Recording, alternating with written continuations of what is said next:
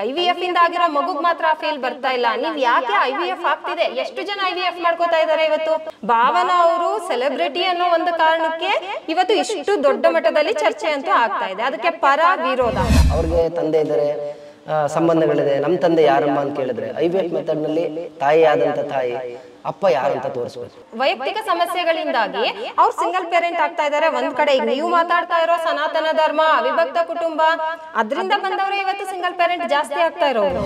ಎಲ್ಲೋ ಒಂದ್ ಕಡೆ ಇದ್ರ IVF ಮಗು ಹುಟ್ಟಿದ ಮೇಲೆ ಆಫ್ಟರ್ ಎಫೆಕ್ಟ್ ಏನು ಈ ಸೊಸೈಟಿಗೆ ಅಂತ ಪ್ರಶ್ನೆ. ಈ ಸಂಸ್ಕಾರ, ಸಂಸ್ಕೃತಿ ಅಥವಾ ಮಗುಗೆ ಒಂಟಿತನ ಕಾಡೋದು ಅಥವಾ ಬರೀ ನಂಗೆ ತಂದೆ ಇಲ್ಲ ಅನ್ನೋ ಕಾಡೋದು, ಇದು ಬರೀ IVF ಇಂದ ಹುಟ್ಟತಕ್ಕಂತ ಮಗುಗಲ್ಲ. ಇಂತಹ ಸಾವಿರಾರು ಮಕ್ಕಳಿದೆ. ಬಟ್ IVF ಅನ್ನೋದು ಒಬ್ಬ ಮಹಿಳೆ ತನಗೋಸ್ಕರ ತಗೊಂಡಿರೋ ಒಂದು ನಿರ್ಧಾರ. ಅದಕ್ಕೆ ನೀವೆಲ್ಲ ಇದನ್ನ ಪ್ರಶ್ನೆ ಮಾಡ್ತಾ ಇದ್ದೀರಿ. TC ಟ್ರಾನ್ಸ್ಫರ್ ಸರ್ಟಿಫಿಕೇಟ್ ತೊಗೊಳ್ಳೋಣ, ಒಂದು ಅಡ್ಮಿಷನ್ ಸರ್ಟಿಫಿಕೇಟ್ ತೊಗೊಳ್ಳೋಣ, ಕಂಪಲ್ಸರಿ ಇದೆ ಮೇಡಮ್ ಅಲ್ಲಿ. ಫಾದರ್ ಮದರ್ ನೇಮ್ನ ಕಂಪಲ್ಸರಿ ಫಿಲ್ ಮಾಡ್ಬೇಕಂತಿದೆಯಲ್ಲ, ಅಲ್ಲಿ ಫಾದರ್ ನೇಮ್ ಏನಂತ ಫಿಲ್ ಮಾಡೋದು? ಅದಕ್ಕೆ ಪೂರಕವಾಗಿ ನೀವು ಕೇಳೋ ತರ ಆಧಾರ್ ಕಾರ್ಡ್ ಬೇಕಾ ಅಥವಾ ಸ್ಕೂಲಲ್ಲಿ ಏನ್ ಡಾಕ್ಯುಮೆಂಟ್ ಬೇಕಾ, ಇದನ್ನೆಲ್ಲ ಹೇಗ್ ಮಾಡ್ಬೇಕು, ಏನ್ ಮಾಡ್ಬೇಕು ಅಂತ ಸರಿಯಾದ ರೀತಿನಲ್ಲಿ ಕಾನೂನಾತ್ಮಕವಾಗಿ ಚರ್ಚೆ ಆಗ್ಬೇಕು. ಹಾಗೆ ಅದೆಲ್ಲದಕ್ಕೂ ಸರ್ಕಾರ ಅವಕಾಶ ಮಾಡ್ಕೊಡ್ಬೇಕು, ಖಂಡಿತ ಆಗ್ಬೇಕು ಸರ್. ಭಾವನಾ ಅವರು ಇಂತಹ ಒಂದು ದಿಟ್ಟ ನಿರ್ಧಾರವನ್ನ ತಗೊಂಡಿರೋದ್ರಿಂದ ಮುಂದೆ ಒಂಟಿಯಾಗಿರೋ ಮಹಿಳೆಯರು ಅಥವಾ ಈ ರೀತಿ ಯಾವುದೋ ಒಂದು ಸಮಸ್ಯೆಯಿಂದ ಬಳಲ್ದವರು ಅಥವಾ ತನಗೊಬ್ರು ನನ್ನದೇ ಆದ ಒಂದು ಮಗು ಬೇಕು ಅಂತ ಹೇಳಿ ಯೋಚನೆ ಮಾಡೋ ಒಂದು ಪರಿಸ್ಥಿತಿನ ನಿರ್ಮಾಣ ಮಾಡ್ಕೊಟ್ಟಿದ್ದಾರೆ. ಇದು ಭಾವನಾ ಅವರು ಒಂದು ಸೆಲೆಬ್ರಿಟಿ ಅನ್ನೋ ಕಾರಣಕ್ಕೆ ಇದು ಹೆಚ್ಚು ಪ್ರಚಲಿತಕ್ಕೆ ಬಂದಿರಬಹುದು. ಆದ್ರೆ ಇದರಿಂದ ಎಷ್ಟೋ ಮಹಿಳೆಯರಿಗೆ ಅದು ದಾರಿದೀಪ ಆಗುತ್ತೆ ಅಂತ ನನಗನ್ಸುತ್ತೆ. ಇದು ನನ್ನ ಒಪಿನಿಯನ್. ನಾನು ಆಗ್ಲೇ ಹೇಳಿದ್ನಲ್ಲ ಸರ್, ಎಷ್ಟೋ ಒಂಟಿ ಮಹಿಳೆಯರು ಇರ್ತಾರೆ. ಅವ್ರಿಗೆ ಈಗ ಒಂದ್ಸತಿ ವಿವಾಹ ಆದ್ಮೇಲೆ ಏನೋ ಪ್ರಾಬ್ಲಮ್ ಆಯ್ತು, ಈಗ ಈವನ್ ಮಕ್ಕಳೇ ಆಗದೆ ಗಂಡ ಸತ್ತೋಗ್ಬಿಟ್ಟ ಅಂತ ಇಟ್ಕೊಂಡು ಸಂಬಂಧಗಳ ಜೊತೆ ಬದುಕಿರ್ತಕ್ಕಂತ ಈ ಒಂದು ಸಮಾಜ ಆಫ್ಟರ್ IVF ಆದ್ಮೇಲೆ ಹೇಗಿರುತ್ತೆ ಅನ್ನೋ ಒಂದು ಇಮ್ಯಾಜಿನ್ ಬಗ್ಗೆ ಚರ್ಚೆ ಆಗ್ತದೆ ಸರ್. ನಮ್ ಜನಕ್ಕೆ ಇದೆ ಅರ್ಥನೇ ಆಗ್ತಾ ಇಲ್ಲ, ಕಾನ್ಸೆಪ್ಟ್ ಅರ್ಥ ಆಗ್ತಾ ಇಲ್ಲ, ಪ್ರಾಕ್ಟಿಕಾಲಿಟಿ ಅರ್ಥ ಆಗ್ತಾ ಇಲ್ಲ. ನೀವ್ ಏನ್ ಹೇಳ್ತಿದ್ದೀರಾ ಅಂತಂದ್ರೆ ಈ IVF ಇಂದ ಕೌಟುಂಬಿಕ ವ್ಯವಸ್ಥೆಯಲ್ಲಿ ಅಲ್ಲೋಲ ಕಲ್ಲೋಲ ಆಗುತ್ತೆ ಅಂತ ಹೇಳ್ತಾ ಇದ್ದೀರಾ. ನನ್ನ ಪ್ರಕಾರ IVF ಇಂದ ಆಗೋದಲ್ಲ, ಈಗ ಆಲ್ರೆಡಿ ಆಗೋಗ್ಬಿಟ್ಟಿದೆ. ನಾಳೆ ದಿನ ಅವರು ಮದ್ವೆ ಆಗ್ಬಿಟ್ಟು ಅದನ್ನ ತಂದೆ ಅಂತ ತೋರಿಸಬಹುದು. ಅದನ್ನು ನಾವು ಪ್ರಶ್ನೆ ಮಾಡಕ್ ಬರಲ್ಲ. IVF ಮುಖಾಂತರ ಮಕ್ಕಳು ಮಾಡ್ಕೊಂಡಿದ್ದಾರೆ ಅಂತ ತಕ್ಷಣ ಅವ್ರ ಫ್ಯೂಚರ್ ಅಲ್ಲಿ ಮದ್ವೆ ಆಗ್ಬಾರ್ದು ಅಂತ ಏನಿಲ್ಲ. IVF ಮುಖಾಂತರ ಮಗು ಮಾಡ್ಕೋಬಹುದು, ಆದ್ರೆ ಪುರುಷ ಇಲ್ದೆ ಮಗು ಮಾಡ್ಕೊಳಕಲ್ಲ. ನೀವ್ IVF ಅಲ್ಲೇ ಮಗು ಮಾಡ್ಕೋತೀರಾ ಅಂದ್ರೂ ಪುರುಷನ ವೀರ್ಯಾಣುನೇ ಇರುತ್ತೆ ಅಂತ, ಅಂಡಾಣು ಅಥವಾ ಸ್ಪರ್ಮ್ ಪ್ರೋಸೆಸ್ ಅಲ್ಲಿ ಪುರುಷ ಅನ್ನೋ ತುಂಬಾ ಮುಖ್ಯ ಆಗ್ತಾನೆ ಸರ್. ಇದೇ ನಮ್ ಜನಕ್ಕೆ ತಪ್ಪು ತಿಳುವಳಿಕೆ ಆಗಿರೋದು. ತುಂಬಾ ಕಾಸ್ಟ್ಲಿ ಅಂತ ಇದು IVF method. But BPL card ಇರೋರು ಗ್ಯಾರಂಟಿ ಬಸ್ ನಲ್ಲಿ ಓಡಾಡಂತ ಬಡವರುಗಳಿಗೂ IVF ಮೆಥಡ್ ನಲ್ಲಿ ನಾನು ಮಗು ಮಾಡ್ಕೋಬೇಕಂದ್ರೆ ಏನ್ ಮಾಡೋದು? ಈ IVF ಅಂತ ಹೇಳಿದಾಗ ಯಾರು ಮಾಡ್ಕೋತಾರೆ ಅನ್ನೋದು, ಈಗ 5 ಲಕ್ಷವನ್ನ ಬರೆಸ್ಲಿಕ್ಕೆ ತನ್ನ ಹತ್ರ ಶಕ್ತಿ ಇಲ್ಲ ಅಂತಂದ್ರೆ ಆ ಮಹಿಳೆ ಆ ಮಕ್ಕಳನ್ನ ಹೇಗ್ ಸಾಕ್ತಾಳೆ? ಆ ಮಹಿಳೆ ಹೋಗೋದೇ ಇಲ್ಲ IVF ಗೆ. ಬಿಡಿ, ನೀವ್ ಯಾಕೆ ತಲೆ ಕೆಡಿಸ್ಕೊತಾ ಇದ್ದೀರಾ? ಕ್ಷೀರ ಭಾಗ್ಯ ಇದೆ, ಅನ್ನ ಭಾಗ್ಯ ಇದೆ, ಗ್ಯಾರಂಟಿ ಕೊಟ್ಟಿದ್ದಾರೆ, ಶಕ್ತಿ ಯೋಜನೆ ಕೊಟ್ಟಿದ್ದಾರೆ. IVF ಭಾಗ್ಯನೂ ಕೊಡ್ಬೇಕಂತ ಅನ್ಸಿದ್ಯಾ ಬಡವರ ಹೆಣ್ಮಕ್ಳು? ಖಂಡಿತ ಕೊಟ್ರೆ ಒಳ್ಳೇದು. ಕೊಟ್ರೆ ಅವಶ್ಯಕತೆ ಇರೋರು ಅದನ್ನ ಯುಟಿಲೈಸ್ ಮಾಡ್ಕೋತಾರೆ. ಯಾಕೆ ಅಂತಂದ್ರೆ ಇದು ದುಡ್ಡಿನ ಪ್ರಶ್ನೆ. ಅಥವಾ ಹಂಗಾದ್ರೆ ಒಂಟಿಯಾಗಿರೋ ಮಹಿಳೆಯರು ದುಡ್ಡಿಲ್ಲ ಅಂದಾಗ ಒಂಟಿಯಾಗೆ ಸಾಯ್ಬೇಕಾ? ಭಾವನಾ ಅವರು IVF ಮಾಡ್ಕೊಂಡಿದ್ದು ಇನ್ಫ್ಲೂಯೆನ್ಸ್ ಆಗುತ್ತೆ ಅನ್ನೋದು ಒಂದ್ ಕಡೆ ಆತಂಕ ಅಂತ ಹೇಳಿ ಇವತ್ತು ಎಷ್ಟು ಜನ ಸೆಲೆಬ್ರಿಟಿಗಳು ಎರಡು ಮದುವೆ ಆಗಿಲ್ಲ. ಯಾಕೆ ಅದ್ ಯಾವ್ದು ಅಫೆನ್ಸ್ ಅಂತಾನೆ ಅನ್ಸಿಲ್ಲ? After divorce, before divorce sir, even divorce ಆಗದೇನೆ ಈ ರಾಜಕಾರಣಿಗಳ ಸಮೇತ ಹೇಳ್ತೀನಿ. ಕನ್ನಡ ಚಿತ್ರರಂಗದ ಖ್ಯಾತ ನಟಿ ಭಾವನಾ ಅವರು IVF ಮುಖಾಂತರ ಗರ್ಭಿಣಿ ಆಗಿದ್ದಾರೆ, ತಾಯಿ ಆಗ್ತಕ್ಕಂತ ಸಂತಸದಲ್ಲಿ ಸಂಭ್ರಮದಲ್ಲಿ ಇದ್ದಾರೆ. ಈ ವಿಚಾರ ಯಾವಾಗ ಸಾರ್ವಜನಿಕ ವಲಯಕ್ಕೆ ಚರ್ಚೆಗೆ ಬಂತೋ ಸಾಕಷ್ಟು ಪರ ವಿರೋಧ ಚರ್ಚೆಗಳಾಗ್ತಾ ಇದೆ. ನಾವು ಸನಾತನ ಹಿಂದೂ ಧರ್ಮದಲ್ಲಿದ್ದೀವಿ. IVF ಮೆಥಡ್ನಲ್ಲಿ ಮಗುವನ್ನು ಮಾಡಿಕೊಂಡ್ರೆ ಆ ಒಂದು ಮಗುವಿಗೆ ತಂದೆ ಯಾರಾಗಿರ್ತಾರೆ, ತಾತ ಯಾರಾಗಿರ್ತಾರೆ, ಸಂಬಂಧಗಳ ವ್ಯಾಲ್ಯೂಸ್ ಆ ಮಗುವಿಗೆ ಗೊತ್ತಾಗುತ್ತೆ ಅನ್ನೋದು ಒಂದು ಕಡೆ. ಆದರೆ ಮತ್ತೊಂದು ಕಡೆ ಮಹಿಳೆಯರಿಗೂ ಕೂಡ ಸ್ವತಂತ್ರ ಇದೆ, ಕಾನೂನೊಳಗಡೆ ಕೂಡ ಅವಕಾಶ ಇದೆ. ಒಂದು ಮಹಿಳೆ ವಿವಾಹ ಆಗದೇ ಹೋದ್ರೂ ಕೂಡ 40ರಿಂದ 50 ವರ್ಷದ ಆಸುಪಾಸಿನಲ್ಲಿ IVF ಮೆಥಡ್ನಲ್ಲಿ ತಾಯಿ ಆಗಲಿಕ್ಕೆ ಸಾಧ್ಯ ಇದೆ ಅನ್ನೋದು ಕಾನೂನಲ್ಲಿ ಅವಕಾಶ ಇದೆ. ಸೊ ಈ ವಿಚಾರವಾಗಿ ಮಾತಾಡಲಿಕ್ಕೆ ನನ್ನೊಟ್ಟಿಗೆ ಮೈಸೂರಿನ ಖ್ಯಾತ ವಕೀಲರಾದಂತಹ ಗೀತಾ ಮೇಡಮ್ ನಮ್ಮೊಟ್ಟಿದ್ದಾರೆ. ಅವ್ರನ್ನ ಮಾತನಾಡಿಸ್ತಾ ಹೋಗ್ತೀನಿ. ಮೇಡಮ್, ಕಾರ್ಯಕ್ರಮಕ್ಕೆ ಸ್ವಾಗತ. ನಮಸ್ಕಾರ ಸರ್. ಹೇಗಿದ್ದೀರಾ ಮೇಡಮ್? ಫೈನ್ ಸರ್, ನೀವ್ ಹೇಗಿದ್ದೀರಾ? Okay, fine madam. ಈಗ ಒಂದು ವಿಚಾರ ತುಂಬಾ ಚರ್ಚೆ ಆಗ್ತಾ ಇದೆ, ನೋಡ್ತಾ ಇದ್ರಿ ಸಾಮಾಜಿಕ ಜಾಲತಾಣಗಳಲ್ಲಿ. ಒಂದು ಹೆಣ್ಮಗಳು ಏನಾದ್ರೂ ಹೊಸ ರೀತಿಯ ಪ್ರಯತ್ನಕ್ಕೆ ಕೈ ಹಾಕಿದ್ರೆ ಅಥವಾ ಹೊಸದನ್ನ ಏನಾದ್ರೂ ಮಾಡ್ಲಿಕ್ಕೆ ಹೋದ್ರೆ ಈ ಸಮಾಜ ಆಕೆಯನ್ನ ತುಂಬಾ ನಿಷ್ಠೂರವಾಗಿ ನೋಡುತ್ತೆ, ಟೀಕೆಗೆ ಒಳಪಡಿಸುತ್ತೆ. ಇದು ರಾಮಾಯಣ ಕಾಲದ ಸೀತೆಯಿಂದ ಹಿಡಿದು ಇಲ್ಲಿ ತನಕನೂ ನಡ್ಕೊಂಡು ಬಂದಿದೆ. ಇವಾಗ IVF ಮೆಥಡ್ನಲ್ಲಿ ಮಗುವನ್ನ ಪಡ್ಕೊಳ್ತಿರ್ತಕ್ಕಂಥ ಭಾವನಾ ಅವ್ರ ಮೇಲೆ ಸಾಕಷ್ಟು ಟೀಕಾ ಪ್ರಹಾರಗಳೇ ನಡೀತಾ ಇದೆ. ಇದ್ರ ಬಗ್ಗೆ ನಿಮ್ಮ ಒಪಿನಿಯನ್ ಏನಂತ? ಈಗಾಗಲೇ ನೀವೇ ಹೇಳಿದ್ದೀರಾ ಸರ್, ನಾವು ಸನಾತನ ಧರ್ಮದಲ್ಲಿ ಇದ್ದೀವಿ ಅಂತ. ಅಂದ್ರೆ ನಮ್ಮ ಹಿನ್ನೆಲೆ ಅಥವಾ ನಮ್ಮ ಮನಸ್ಥಿತಿನೇ ಇನ್ನೂ ಕೂಡ ಬದಲಾಗಿಲ್ಲ. ಅಂದ್ರೆ ಸನಾತನ ಧರ್ಮ ಅಂದಿದ ತಕ್ಷಣ ನಮ್ಮ ಸಮಾಜ ಯಾವ ರೀತಿಯಾಗಿ ಬಂದಿರೋದು ಅಂದ್ರೆ ಪುರುಷ ಪ್ರಧಾನ ಸಮಾಜ, ಅದನ್ನ ನಾವೆಲ್ಲರೂ ಒಪ್ಕೊಂಡ್ಬಿಟ್ಟಿದ್ದೀವಿ. ಆದ್ರೆ ಇಂತಹ ಸಂದರ್ಭದಲ್ಲಿ ಒಬ್ಬ ಮಹಿಳೆ ಏನಾದರೂ ಮಾಡ್ತಾಳೆ ಅಂದ್ರೆ ಅದು ಸರಿನಾ ತಪ್ಪಾ ಅಂತ ಆಲೋಚಿಸೋರ್ಕಿಂತ ಜಾಸ್ತಿ ಅದನ್ನ ಅವಳು ಯಾಕೆ ಮಾಡಿದ್ಲು ಅಥವಾ ಮಾಡಬಾರ್ದು ಅನ್ನೋರೇ ಜಾಸ್ತಿ. ಸೊ ಇದೇ ವಿಚಾರ ಅಥವಾ ಇದೇ ಒಂದು ಪರಿಸ್ಥಿತಿ ಭಾವನಾ ಅವರ ಒಂದು ವಿಷಯದಲ್ಲೂ ಆಗಿದೆ ಅಂತ ಅಷ್ಟೇ ನನ್ಗನ್ಸೋದು ಸರ್. ಎಲ್ಲ ನೀವು ನೋಡ್ಬೇಕು ಮೇಡಮ್, ಸೋಷಿಯಲ್ ಮೀಡಿಯಾದಲ್ಲಿ ಸಾಕಷ್ಟು ಪರ ವಿರೋಧ ಕಾಮೆಂಟ್ಗಳು ಆಗ್ತಿದ್ದಾರೆ, ತುಂಬಾ ನಿಂದಿಸ್ತಾ ಇದ್ದಾರೆ. ನನ್ನ ಪ್ರಶ್ನೆ ಅಂತ ಹೇಳಿದ್ರೆ, ಈಗ ಮೊದಲೇ ಒಂದು ದೊಡ್ಡ ಮಟ್ಟದ ಆಪಾದನೆ ಇದೆ, ಸಾಕಷ್ಟು ಗಂಡು ಮಕ್ಕಳಿಗೆ ಹುಡುಗಿರು ಸಿಗ್ತಾ ಇಲ್ಲ ಅಂತ. ಸೊ ಇಲ್ಲಿ ಒಂದು ಪ್ರಶ್ನೆ ಏನಂದ್ರೆ, ಹಿಂದೂ ಸನಾತನ ಧರ್ಮ ಮತ್ತು ಈ ನೇಚರ್, ಈ ಪ್ರಕೃತಿ ಯಾವಾಗ ಸೃಷ್ಟಿ ಆಗಿದೆ ಅಲ್ಲಿಂದ ನಾವು ನೋಡ್ಕೊ ಬಂದ್ರೆ ಯಾವುದೇ ಪ್ರಾಣಿಗಳ ಸಂತಾನ ಆಗದೆ ಸಂಭೋಗದ ಮುಖಾಂತರ ಸಂತಾನ, ಭವಿಷ್ಯ, ಮಕ್ಕಳು, ಅಜ್ಜ ತಾತ, ಈ ತರದ ಒಂದು ಪರಂಪರೆ ಇದೆ. ಸೊ ಈ ಒಂದು IVF ಮೆಥಡ್ ಮುಖಾಂತರ ಮಗುವನ್ನ ಮಾಡ್ಕೊಳ್ಳೋದೇ ಆದ್ರೆ ಹೇಗೆ ಇದು ಭಾವನೆಗಳ ಜೊತೆ ಹೇಗೆ ಬದುಕಲಿಕ್ಕೆ ಸಾಧ್ಯ ಮಗು ಸೊಸೈಟಿಲಿ ಅನ್ನೋ ಒಂದು ವಾದ. ಭಾವನೆಗಳ ಜೊತೆಯಲ್ಲಿ ನೀವು ಹೇಳೋ ಪ್ರಕಾರ ಏನು ನಮ್ಮ ಸಮಾಜ ಬಂದಿರೋದು ಅವಿಭಕ್ತ ಕುಟುಂಬ ಇದೆಲ್ಲ. ಅವಿಭಕ್ತ ಕುಟುಂಬ ಅನ್ನೋದಕ್ಕಿಂತ ನಾವು ಗುಂಪು ವಾಸವನ್ನ ಮಾಡ್ತಾ ಇದ್ವಿ ಪ್ರಾಚೀನ ಕಾಲದಲ್ಲಿ ನೋಡಿದ್ರೆ. ಗುಂಪು, ಸಮುದಾಯ, ಸಮೂಹ ಇವೆಲ್ಲವನ್ನ ಮಾಡಿಕೊಂಡು ನಂತರ ಅವನ್ನೇ ನಾವು ಜಾತಿ, ಧರ್ಮ ಅಂತ ಹೇಳಿ ಪರಿವರ್ತನೆ ಮಾಡಿಕೊಂಡು ಆಮೇಲೆ ಅದರಡಿಯಲ್ಲಿ ಈ ಅವಿಭಕ್ತ ಕುಟುಂಬ ಅನ್ನೋದು ಬೆಳಕಿಗೆ ಬಂದಿರೋದು. ಸೊ ಇದು ಇತಿಹಾಸದಿಂದ ನಾವು ನೋಡಿಕೊಂಡು ಅದೇ ಕಾರಣಕ್ಕೆ ಮಹಿಳೆ ಯಾವುದೇ ನಿರ್ಧಾರ ತಗೋಬಾರ್ದು ಅಂತ ಏನಿಲ್ಲ. ಇವತ್ತು ಆ ಒಂದು ಅವಿಭಕ್ತ ಕುಟುಂಬ ವ್ಯವಸ್ಥೆ ನಮ್ಮಲ್ಲಿ ಇಲ್ಲ. ಎಲ್ಲಿ ನಾವು ನೋಡ್ತಾ ಇದ್ದೀವಿ ಅವಿಭಕ್ತ ಕುಟುಂಬವನ್ನ? ಇಲ್ಲ.